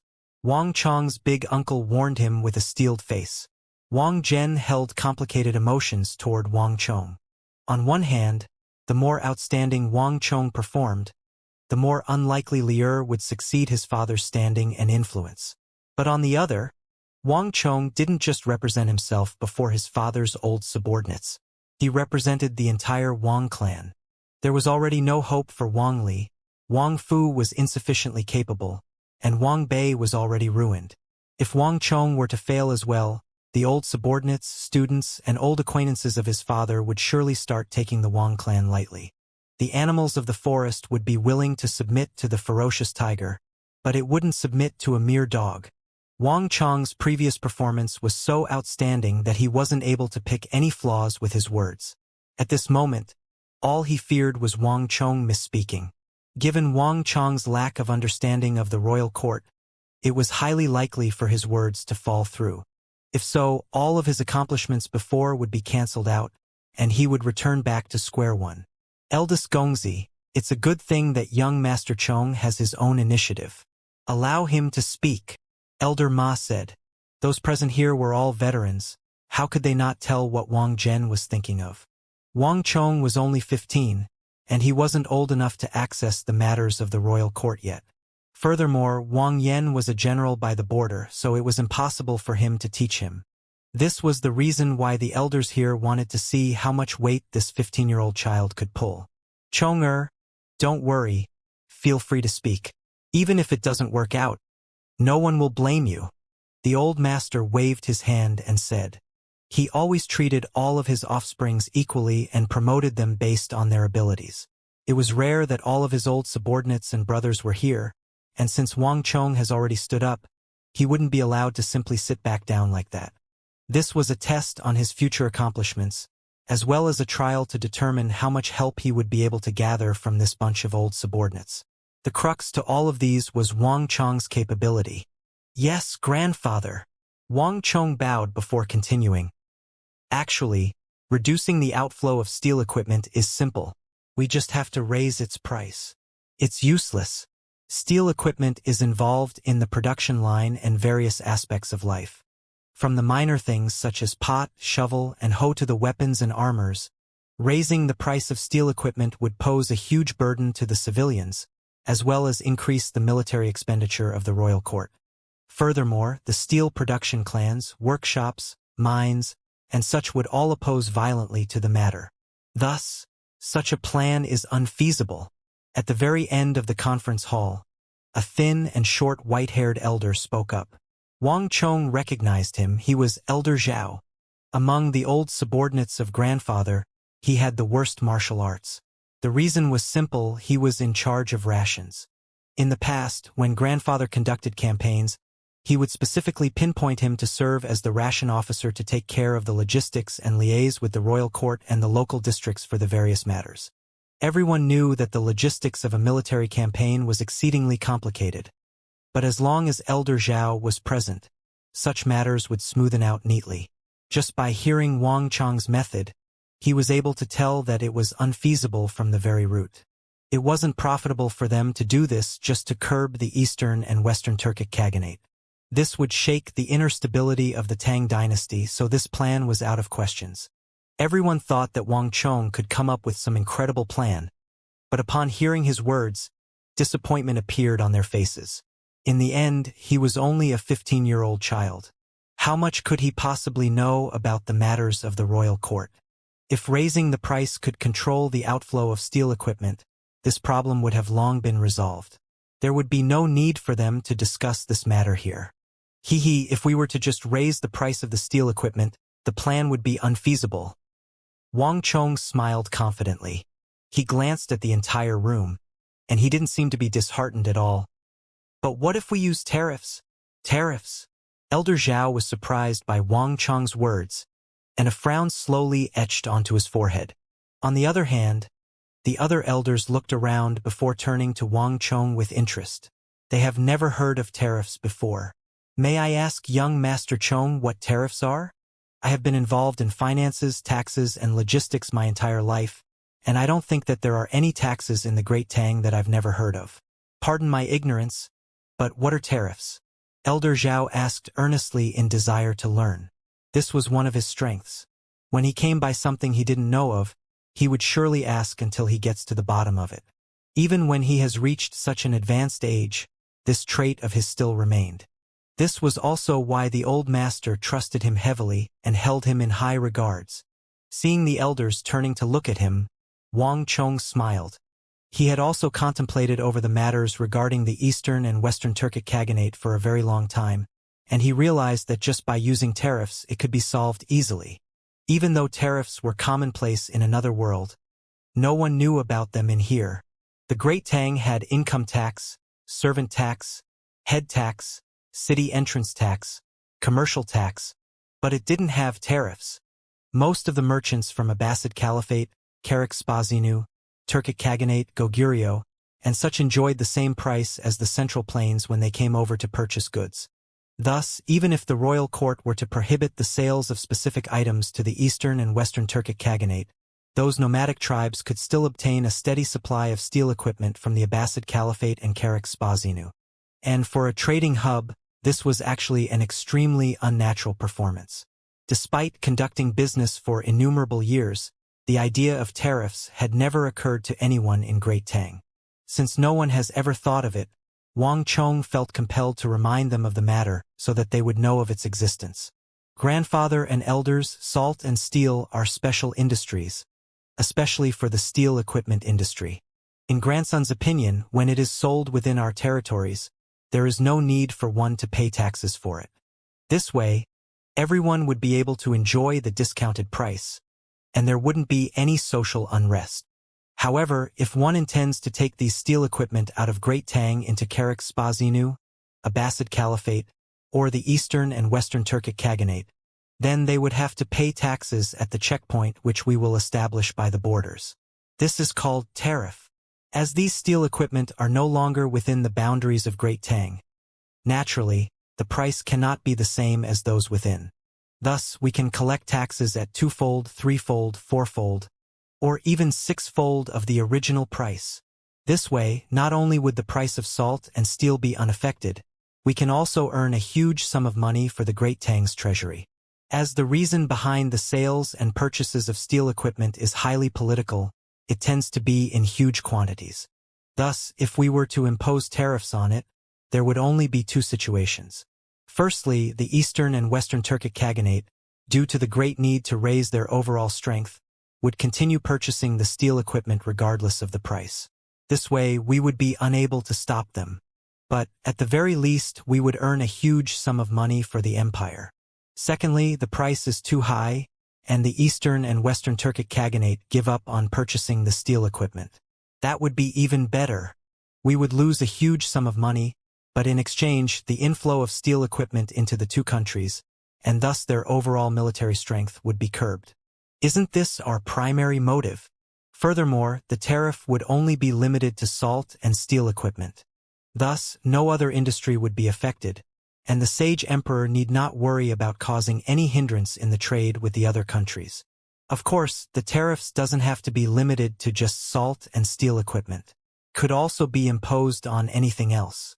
As long as the taxes are at an optimal level, its implementation is feasible. However, this isn't something that I can solve by casually speaking about here, and it has to go through discussions in the royal court. At the end, Wang Chong glanced at his big uncle. Everyone has been listening attentively to Wang Chong's words in the conference hall. Initially, they didn't think much of Wang Chong's plan, but the more they heard, the brighter their eyes glowed. In the end, even Elder Zhao, who opposed to Wang Chong's thoughts at the start, gazed at Wang Chong in amazement. If he wasn't seeing it personally, he wouldn't dare to believe that these words could be spouted from the mouth of a 15-year-old child. Tariffs? Tariffs. All of them had only been thinking about the threat of the Eastern and Western Turkic Khaganate in the north, and that the more steel equipment that flowed into their borders, the stronger they would become. Thus, the most direct method to resolving the issue was to ban the sales of steel equipment totally and shut down all trade with the Eastern and Western Turkic Khaganate. Some of them also shared the thoughts of Duke Zhou's grandson young Master Li, of fighting it out with the Eastern and Western Turkic Khaganate to instill fear into them. No one has ever considered the possibility of using tariffs to silently terminate the inflow of steel equipment into the Eastern and Western Turkic Khaganate. Furthermore, as an elder in the finance and logistics department of the Great Tang, he was certain that His Majesty would agree to it. It wouldn't require too long a discourse before the group in the royal court approve of this plan. Those finance ministers would be using all of their might to push this matter through. Ha ha ha! Shwezik and those bunch of finance ministers can find a few ropes to hang themselves out of embarrassment. To think that they've been thinking of all kinds of reasons to collect taxes from the civilians and rob them of their hard-earned money, and neglect such a wonderful thing such as tariffs. Aren't those merchants of Karak Spazinu and Abbasid Caliphate rich? There are so many ideal targets to leech off. Yet they were unable to think of it. Slapping his thighs, Elder Zhao laughed heartily. Isn't that so? That's truly a huge breach of their responsibility. Even if elders like us don't say anything, the moment the news reaches them, they would immediately hide in shame. Duke of Hu chuckled in agreement. Wang Chong heard of Shwezik. He was an authoritative official of the finance department in the royal court. Even though he was nicknamed the Bloodsucker, and countless people cursed him on a daily basis due to his unceasing efforts to tax the rations and wealth of the civilians to fill the national treasury, Wang Chong knew that he wasn't bad at heart. And he didn't do so to fulfill his private greed either. All of the taxes he collected went straight to filling the national treasury. He didn't corrupt a single tael of it. Ha ha ha, Duke Zhou, young Master Chong sure is astute and smart. If not for the current era of martial arts, and following me would only be a waste of his talents. I would really love to keep him by my side. Elder Zhao gazed at Wang Chong in amazement. This youngest grandson of Duke Joshua was an eye-opener. Possessing such foresight in the military affairs of the empire was already rare, but to be capable of such outstanding performance in the finance department as well was completely inconceivable. Ha ha ha, Elder Zhao, you need not bother about that matter. Duke Zhou has already expressed his consent to have young Master Chong beside me. Thus, you shouldn't hold any thoughts about him.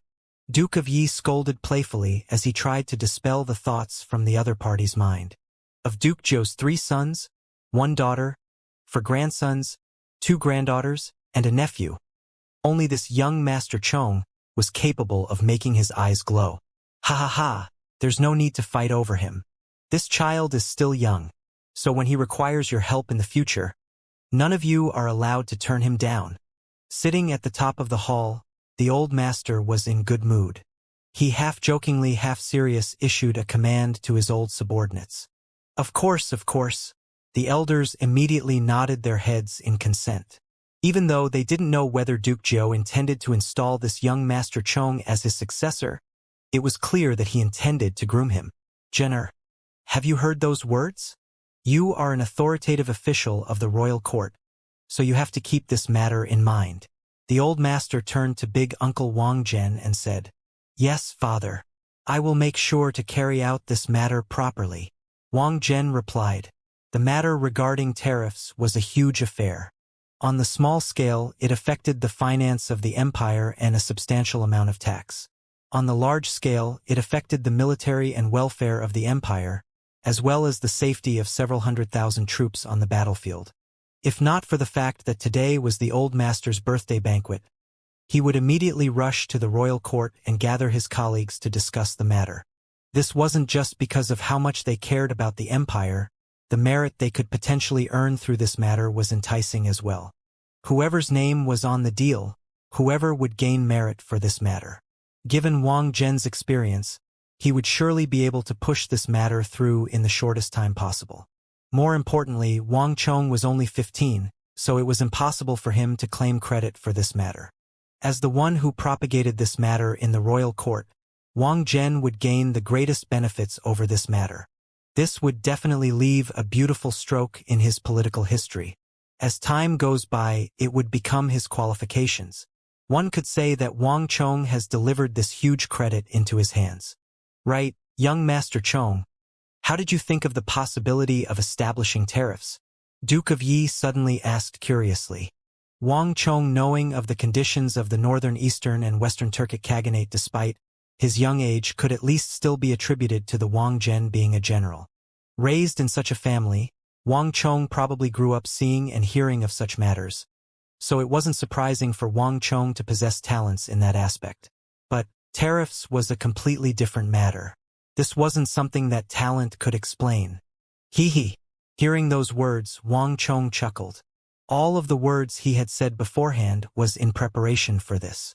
Elders, you all have overestimated me. How could I possibly possess such capability? Actually, I only heard of this matter from cousin Wang Li. What? Everyone was astonished. They swiftly turned to look at Wang Li. Wang Li had been looking downward with an awful complexion all along, reluctant to see Wang Chong outdo him. However, upon hearing those words, he abruptly lifted his head and turned to Wang Chong in disbelief. He, cousin, seems like you have forgotten it. Back then, I remember that after you brought this up, you said that it is just nonsense that you came up with, and that the bunch of powerful officials in the royal court couldn't possibly listen to your words. Your mind was already into the military then, so you've probably already forgotten about the matter. Even so, I noted down your words.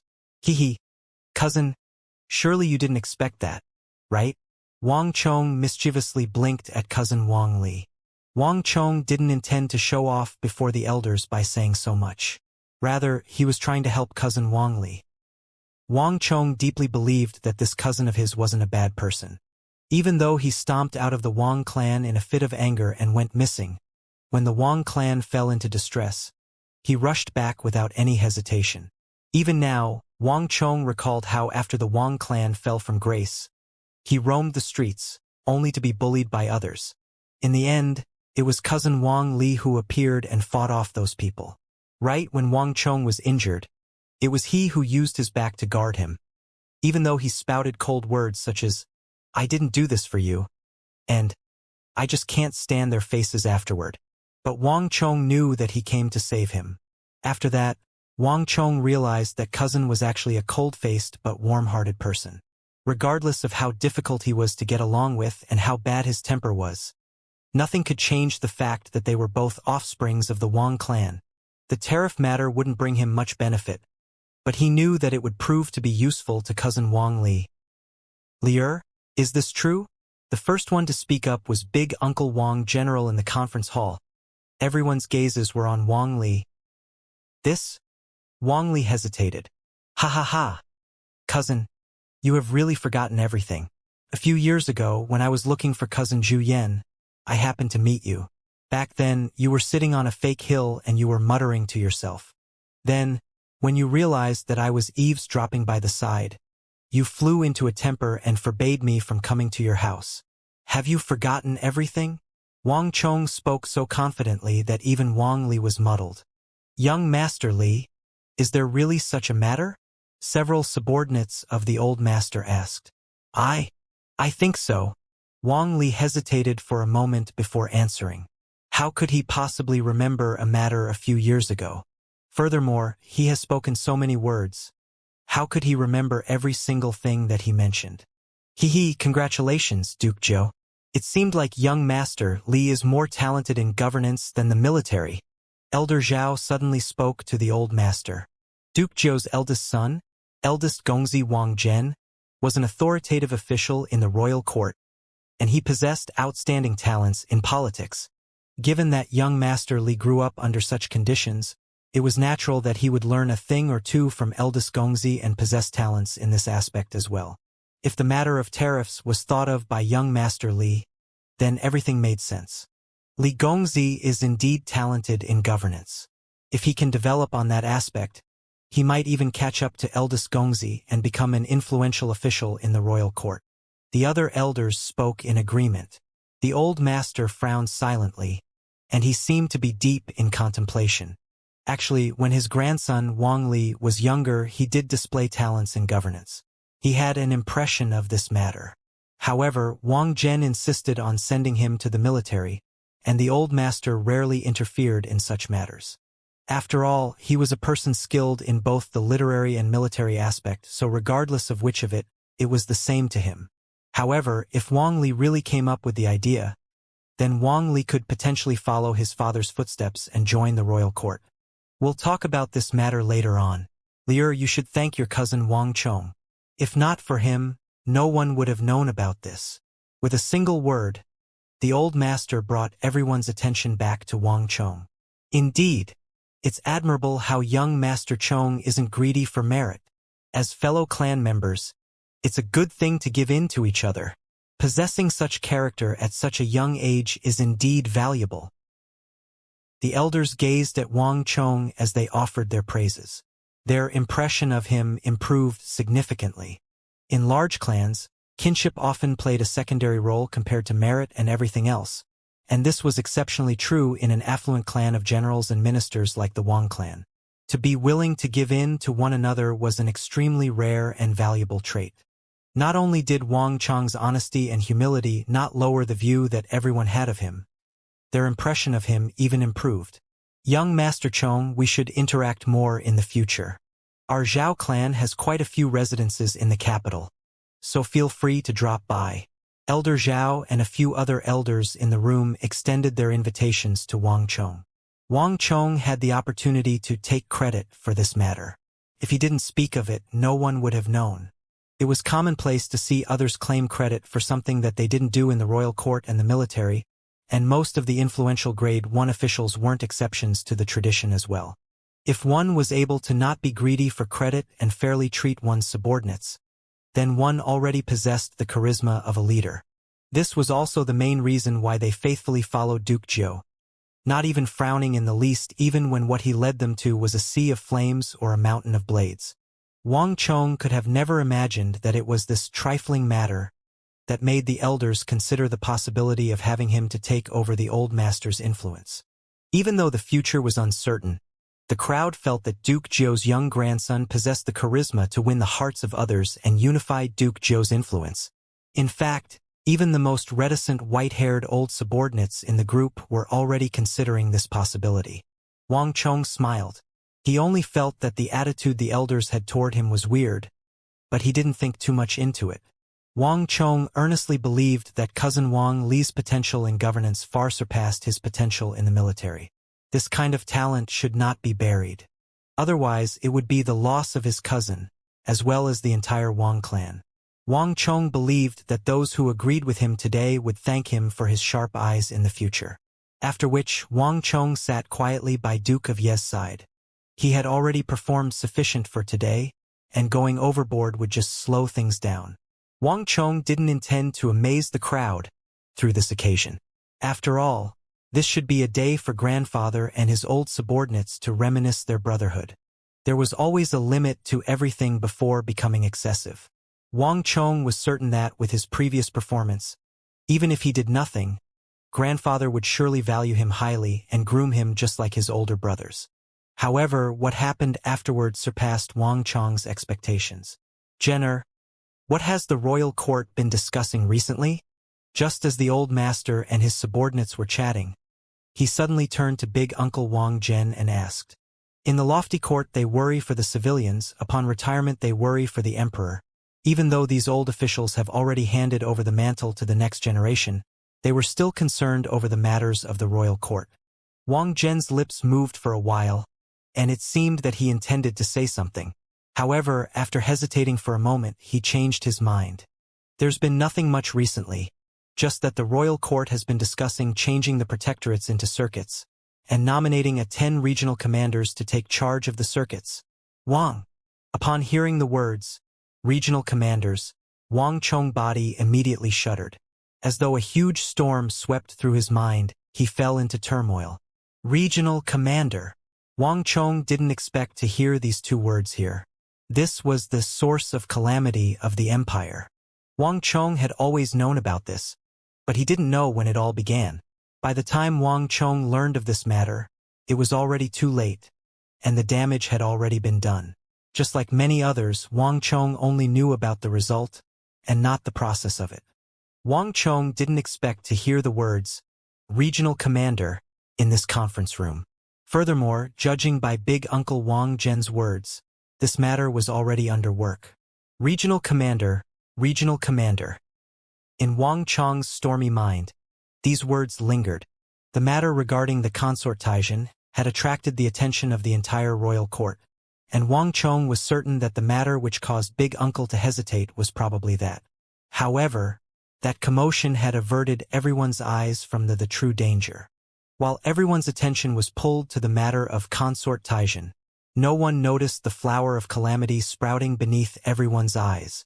Take Wang Chong for example. If Big Uncle didn't bring it up here, he wouldn't have noticed this seemingly insignificant matter which would eventually result in the downfall of the empire.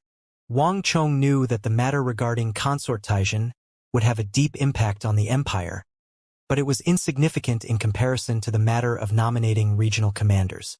At the very least, the matter of consort Taizhen only involved the fate of King Song and the Wang clan, but the matter of the regional commanders involved the fate of the entire empire. Wang Chong's gaze swept across the room, and regardless of whether it was Big Uncle, Grandfather, Elder Yi, Duke of Hu, Elder Ma, not a single person noticed the severity of the matter. Even Big Uncle Wang Zhen, an authoritative official who was well aware of the proceedings of the matter, treated this matter lightly. Even he failed to notice the severity of the matter and the possible risks. Eldest Gongzi, what do you mean by regional commander? Frowning slightly, Elder Yi asked. This is the newest motion in the royal court. In the northeast there are the Khitan, Kumoshi, and Goguryeo. In the north, there are the eastern and western Turkic Khaganate. In the west, there's Yusang. In the south, there are the 6 tribes of Irai and Suyab. Then, further west from the Kona Sher are the Abbasid Caliphate and Karak Spazinu. In the past few years, these countries have been growing rapidly and their national strength has been on a steady rise. As a result, they are gradually becoming more and more aggressive, and there has been unrest in those regions. Hearing Elder Ye's question, Wang Zhen spoke of the matter regarding the regional commanders without hiding anything. The empire is surrounded by enemies, and the pressure it faces increases by the day. Thus, the emperor considered retracting the protectorates to nominate regional commanders instead. Other than taking on the original responsibilities of the protectorate, each commander would be given 2 prefectures for the ease of utilizing the strength and resources in the region to fend off enemies. Currently, the Prime Minister is trying his best to push this matter forward. Other than that, he has been advocating the breaking of conventions to promote all talents, including the Hu, to fend off foreign aggressors. Boom! Upon hearing Big Uncle Wang Zhen's words, Wang Chong felt as though a magnitude 12 earthquake was triggered within him.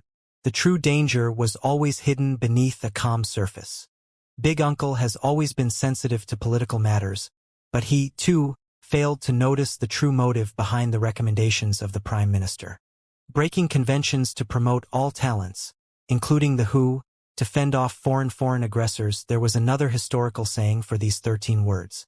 Obstructing talents from becoming generals and ministers' strategy. Fortune comes in pairs, and calamity doesn't strike alone. The regional commanders system, coupled with the advocacy of the utilization of who formed the basis of the Prime Minister's obstructing talents from becoming border generals and ministers' strategy. And these 2 policies would eventually go on to become 2 sharp swords stabbing into the core of the empire.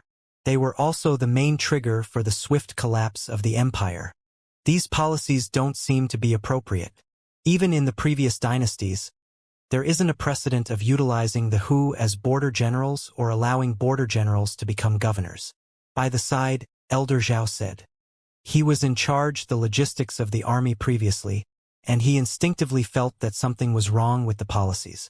However, he only felt that it was inappropriate to grant the Hu the power of governance, and other than that, he didn't think that anything else was amiss. This is the sage emperor's intentions. Big Uncle Wang Zhen spoke helplessly. I've heard that the Prime Minister told His Majesty that academics were too cowardly to serve as generals, and they would be unable to be as decisive and courageous as true soldiers who have been through war.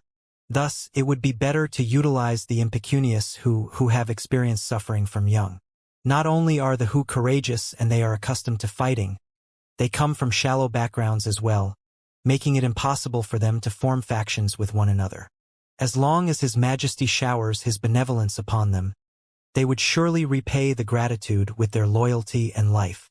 After hearing those words, His Majesty felt that it was reasonable, so he has been considering the matter seriously. Everyone stared at one another. If this matter truly involved the will of the emperor, then it would become troublesome. After all, those who object to the policies would be objecting to the sage emperor's will as well. Furthermore, these policies weren't necessarily bad.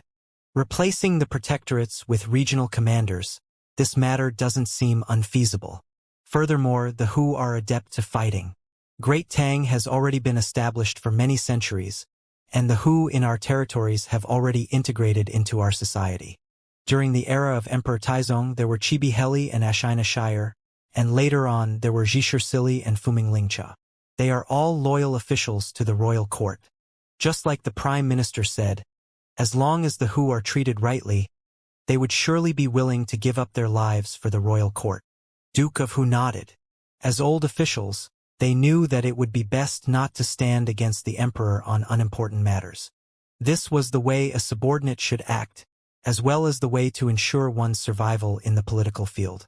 Utilizing the strength of the who could pose some problems, but Duke of Hu thought that it wasn't too much of a problem.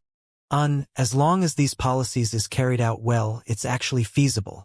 The 6 great protectorates have been carrying out their responsibilities for nearly a century now, and it's time for some change to be implemented. Establishing the regional commanders would make it convenient to fend off enemies. This way, we could skip past the troublesome and time-delaying administrative matters, which might possibly cause one to miss an ideal timing. So, these policies aren't without their benefits. The other elders also nodded in agreement. The Great Tang has been established for several centuries, and the Hu population in its territories has been increasing. During the era of Emperor Taizong, Chibi Heli killed much more Hu than the number of his tribesmen. Furthermore, under the influence of the culture of the Central Plains, the Hu were gradually integrating with the Han, and some of them had even assumed Han names. For example, if one just heard the name Li Xiaoda, no one could have imagined that he was the crown prince of Wuxia who was often summoned by the emperor to the royal court to converse on numerous matters. Compared to their original tribes, the Hu in the territories of the Tang dynasty had changed significantly. In fact, many who volunteered to sign up for the border army, and when they fought with the Eastern and Western Turkic Khaganate, they didn't hold back at all. Thus, taking this in mind, the elders weren't prejudiced against the idea. Furthermore, factional wars had always been the greatest taboo in the royal court. In the previous generation, Zhou Chong was killed due to engaging in factions, and he even implicated the old King Song, who was jailed and tortured for 3 months. Everyone knew of this. His Majesty's intentions of destroying factions and utilizing talents from the Hu weren't unacceptable. The more Wang Chong listened, the more awful his complexion became. Eventually, his face was completely dark. It was one thing for others, but those in the conference hall were all old officials of the royal court, and they possessed incredible foresight on national affairs. They could sense the threat from the Eastern and Western Turkic Khaganate in the north, but none of them realized the potential threat that the regional commander's policy and the utilizing the talents of the Hu policy posed to the empire. Even grandfather's old subordinates thought nothing of the matter, so how could the officials in the royal court notice anything? Wang Chong finally knew how these policies was passed in the royal court back then. No, these policies must not be passed. Wang Chong couldn't hold himself back any longer. If no one in this conference hall could realize the potential dangers of this policy, then no one else in the royal court and the world could. By the time the policies were established, it would be too late to change anything. The more one speaks, the more errors in one's words. Wang Chong intended to remain silent for the rest of the meeting, but if he didn't speak up against this matter, he wouldn't be able to forgive himself for the rest of his life. Wang Chong's interjection caused the entire conference hall to fall silent. All gazes immediately fell upon the figure sitting beside Elder Yi. Young Master Chong? The elders in the room were astonished. Wang Chong's sudden outburst has shocked everyone within the room. Even the close-by Elder Yi turned his head to look at Wang Chong in astonishment. The impression that Wang Chong left them before wasn't bad. Not only was he respectful to his elders, he had his own initiative on matters as well. His current reaction broke through all preconceptions they had of him. The elders were discussing, and no one asked for him to speak up. Furthermore, they have already reached an agreement on the matter regarding the regional commanders. Wang Chong's sudden outburst was a lapse in decorum, and it could be considered as an extremely disrespectful action. Wang Chong, what are you doing? It isn't your place to speak during the discussion of the elders. Sit down. Wang Zhen's face darkened. It was difficult for Wang Chong to build up a good impression of himself with the elders. Wasn't he ruining his own efforts through this? Even though the old master didn't say anything, his white eyebrows couldn't help but furrow into a slight crease. The son of his third son Wang Yan had given him a good impression, but to dare to talk back to his elders on such an occasion, he better have a good explanation for that. Ha ha ha, there's no need to get so solemn. Young Master Chong, feel free to speak your mind. Eventually, it was the militaristic Elder Yi who chuckled and soothed the tense atmosphere. Elder Yi favored Wang Chong greatly, and even though he was astounded by Wang Chong's sudden outburst, he deeply believed that this child had a good reason for doing so. An offspring of Duke Zhou couldn't possibly be reckless and impertinent. The voice of the crowd sounded near yet far, as though there was a barrier blocking out their voices. Slowly, Wang Chong's thoughts drifted into the distance. For the convenience of managing the military by the borders, during the inception of the Great Tang, 6 protectorates were created. They were namely the Eastern, Southern, Western, Northern, Chanyu, and Biting Protectorate Manor. The 6 protectorates bear the responsibilities of placating, offense, rewarding, and punishing.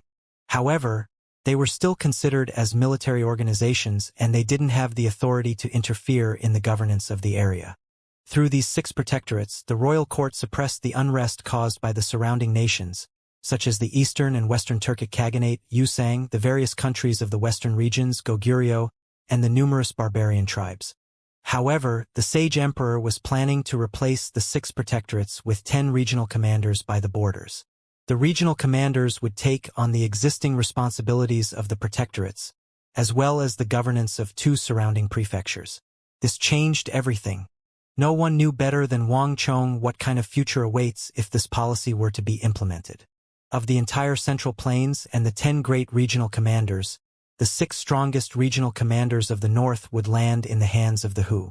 Anxi Military District by Regional Commander Go Xianxia, Longyu Military District by Regional Commander Gushu Han, Shuafang Military District by Regional Commander and Sis Hun, as well as the Pinglu, Lulong, and Donghe Military Districts. They would all be taken over by the Hu. Even though those on the seats would initially be Han, but as time goes by, they would fall one by one into the hands of the Hu. Of the 10 military districts, 6 of the most important ones would fall into the control of the Hu. Several 100,000 of troops would fall into the grasp of outsiders. Even though the Great Tang's defense would be strong on the outside, it would be weak on the inside. This would become the source of danger for both the royal court and the Great Tang. Yet, to think that no one would realize the dangers behind the policy. Even Elder Yi, Duke of Hu, Elder Zhao, and the rest were oblivious to the dangers. This was what that made Wang Chong's heart ache. The Great Tang had appointed Hu as generals in the past, but regardless of whether it was Chibi Heli during the era of Emperor Taizong, Zhishir Sili at the start of the current era, or any other normal generals, the authority they wielded in their hands could be taken back at any moment. However, the policy of regional commanders along with the decision to utilize Hu talents would change everything. The Hu would struggle free of their reigns as generals, and they would be able to form a mini-royal court of their own by the borders. Due to the privileges they would get so as to cut down on unneeded administrative work, the royal court would be unable to summon them back to the capital as it pleased to strip them of their military authority. The royal court was loosening the shackles on the ferocious beasts, thus bringing calamity upon itself. Grandfather, Elder Yi, Elder Zhao, Elder Ma, and Big Uncle as well. No matter what, this policy mustn't be passed. There mustn't be a precedent of establishing regional commanders and utilizing the WHO. It must be stopped at all costs. Wang Chong pleaded. Everyone in the conference hall frowned, but no one spoke up. They quietly waited for Wang Chong to continue. Wang Chong's expression was grim. He knew that it was inappropriate for him to dismiss the words of the elders. After all of them were much more qualified than him. But the matter of the regional commanders was simply too huge. A single misstep could result in the suffering of the civilians and the collapse of the Great Tang. Even if no one would believe his words, Wang Chong still had to give it a try. Grandfather and the elders, the royal court has already done the best it can for the WHO in our territory. Chibi Heli, despite being a WHO, was heavily trusted by Emperor Taizong, and he was granted the position as the left general. After his death, he was promoted to a Grand Commander, conferred the title of Auxiliary General, and buried in the Royal Mausoleum. Xianxia, also a WHO, reached the rank of a left cavalry general during his lifetime, and after his death, he was also promoted to a Grand Commander, conferred the title of Auxiliary General, and buried in the Royal Mausoleum. These two were both WHO, but their glorious contributions during their lifetime had granted them a rank higher than most Han generals. In fact, they were even allowed to be buried in Taizong's mausoleum. Other than Great Tang, which state would do the same? Also, Xianxia was bestowed with a marriage with a princess by the previous emperor. Not more than a handful of Han men were given such prestige. In the northern side of the Great Tang, in the Northern Protectorate Manor and Shanyu Protectorate Manor, both the Han and WHO were recruited without any prejudice to guard the border, forming an alliance army. Regardless of whether it was the Han or the WHO, the royal court has already done to the best of its ability to treat them equally. However, have you all considered the possible consequences if we were to go a step further from our current foundation and utilize more WHO in our defense and governance? Wang Chong faced everyone's gazes. Even though he was only 15-year-old, the imposing aura which he exuded far exceeded that of his age. None of the elders in the room dared to view Wang Chong as a mere child anymore. Rather, their thoughts subconsciously flowed along with his words. The WHO are courageous and strong. This is something that is created by the environment they grew up in. Just like in the poem, when the children of our Han are still seeking pleasure and extravagance, their children are already hunting on horsebacks. Placing both the WHO and the Han together without thinking, it's clear to who will stand out. Big Uncle said that the Prime Minister mentioned that the WHO are courageous, accustomed to fighting, come from shallow backgrounds, and don't form factions easily. These words are true, but does the Prime Minister know that even though the WHO won't form private factions like the Han, the WHO itself is already a huge faction? Regardless of which tribe they came from, when they are placed together along with the Han, they form a huge faction by themselves. Wang Chong spoke calmly. Even though the only armies which consisted of a mix of Han and WHO were still limited to the Northern Protectorate Manor and Shanyu Protectorate Manor, Wang Chong knew that when the system of the regional commanders was put into place, this mix would spread to the other regions. Furthermore, the policy to value the talented WHO would cause innumerable WHO generals to appear in the military camps all around Great Tang. Initially, many people still thought that Wang Chong was being too rash and impertinent. However, at this point, their faces changed, and the atmosphere started to turn slightly bizarre. Wang Chong's thoughts were completely different from theirs. Forming factions and engaging in factional wars was a huge taboo in the royal court, regardless of which era one was in. Thus, everyone has only been concerned about this point, and they subconsciously neglected the fact that the WHO, as the minority and historical outsiders, would easily alliance with one another, making them an inherent huge faction. On this aspect, Wang Chong wasn't wrong at all. We've overlooked this aspect. This child's words make sense. Elder Ma, Duke of WHO, and the others who weren't particularly concerned over the system of regional commanders initially slowly changed their attitudes toward this matter. The WHO and the Han were born with distinct traits and characteristics, and this physical difference made it extremely easy for them to differentiate between one another and form exclusive close-knitted factions. While it is true that they don't form private factions easily, Once such a huge faction forms and gains power, it would definitely cause a much greater blow to the royal court than the factional wars it was worried about. With the current policy of the royal court, the Han still holds a handle over the Hu. However, if we were to build on the current foundations to more effectively utilize the Hu, the essence of the matter will change completely. Wang Chong paused for a moment. Recalling the events in his previous life, sorrow pierced his heart. Unable to do anything significant with his current strength and influence, he felt helpless. At 15, others would only treat him as a child. No one would think much of his words, so he could only make use of this occasion, as well as the influence of the elders before him, to warn the royal court of the impending danger. Elders, we Han have been taught principles and cultures, and if a Han were to become a general, he would surely reward and punish on the basis of meritocracy. He would definitely promote talented Hu soldiers without any hesitation. However, I would like to ask that if a Hu were to become a general, would he promote talented Han soldiers without any hesitation? Wang Chong asked. For a moment, all of the elders in the room was stunned. Even big Uncle Wang Zhen frowned to those words. Even though he wasn't involved in the military, he knew that most of the current Han generals were operating on meritocracy, promoting worthy soldiers, and punishing and rewarding soldiers accordingly to their merits and demerits. Even if the one who was talented was a Hu, he would definitely promote him without any hesitation. That was also the main reason why there were many Hu commanders within the military. If not for the Han generals appreciating their capabilities, it was impossible for so many Hu commanders to appear in the military. But turning the situation around, if a Hu were to become a general, it would be hard to tell whether he would be willing to promote a worthy Han soldier. Even the elders were unable to answer Wang Chong's question with certainty. Wang Chong's gaze scanned around the hall while shaking his head in disapproval on the inside. No one knew better than him what would happen in the future. The great Tang General Wang Zhongxi promoted General Geshu Han, but who did Geshu Han promote? Huaba Guorin, the confidant who had always remained by his side. The Anxi regional commander Fuming Lingcha was promoted by the current Sage Emperor. But who did Fuming Lingcha promote? Go Xianxia from Silla. When Go Xianxia took over Fuming Lingcha, who did he promote? Feng Changqing. But a pity it was that he was only promoted to a logistics officer. But at the very least, he had a conscience compared to the others.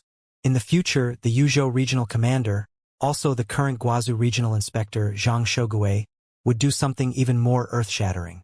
The Hu that he promoted would shake the empire's foundation, throwing this powerful empire into the abyss of chaos.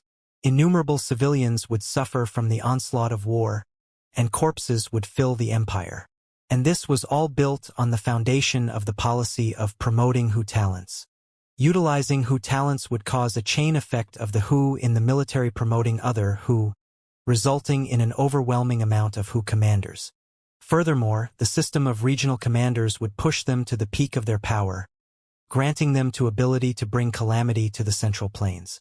Grandfather, elders, and big uncle military commanders shouldn't just consist of courageous soldiers. It should also consist of those who are skilled in formations, logistics, administrative, and so on. If we only focused on courage and promote just the Hu commanders in our military will increase exponentially, and the Han commanders will decrease proportionately as well. As the saying goes, a noble general stands upon a mountain of bones. Our Han generals are different from the Hu commanders. Only through facing innumerable tribulations on the battlefield will they grow and gradually assume the disposition worthy of a great general, and this kind of general is far superior to a mere courageous Hu general. If we were to just focus on talents and courage, and promote the Hu, it will lead to a vicious cycle. The Hu will just promote the Hu, and the Han won't be given a chance to lead the troops and grow on the battlefield. The number of Han commanders will just decrease continuously, and the Hu commanders will dominate the army. And if a Hu were to take on the position of the Grand Marshal, I fear that the promotion of Han commanders will be completely blocked. It might occur one day that a commanding team consisting of all Hu would be leading an army consisting of solely Han. If so, the Han will have to live their life at the beck and call of the Hu.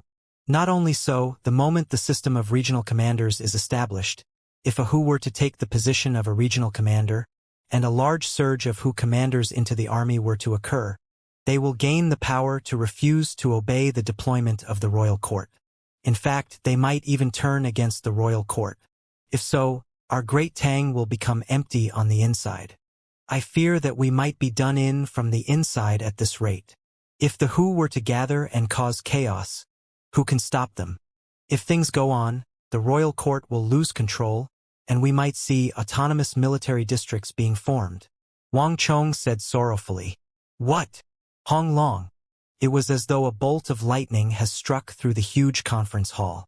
Upon hearing the 3 words, autonomous military districts, everyone in the room was shocked, as though an F-12 tornado ravaged the room. Even cousin Wang Li, who was dozing off, was shocked. Opening his eyes swiftly, he stared at his cousin in disbelief.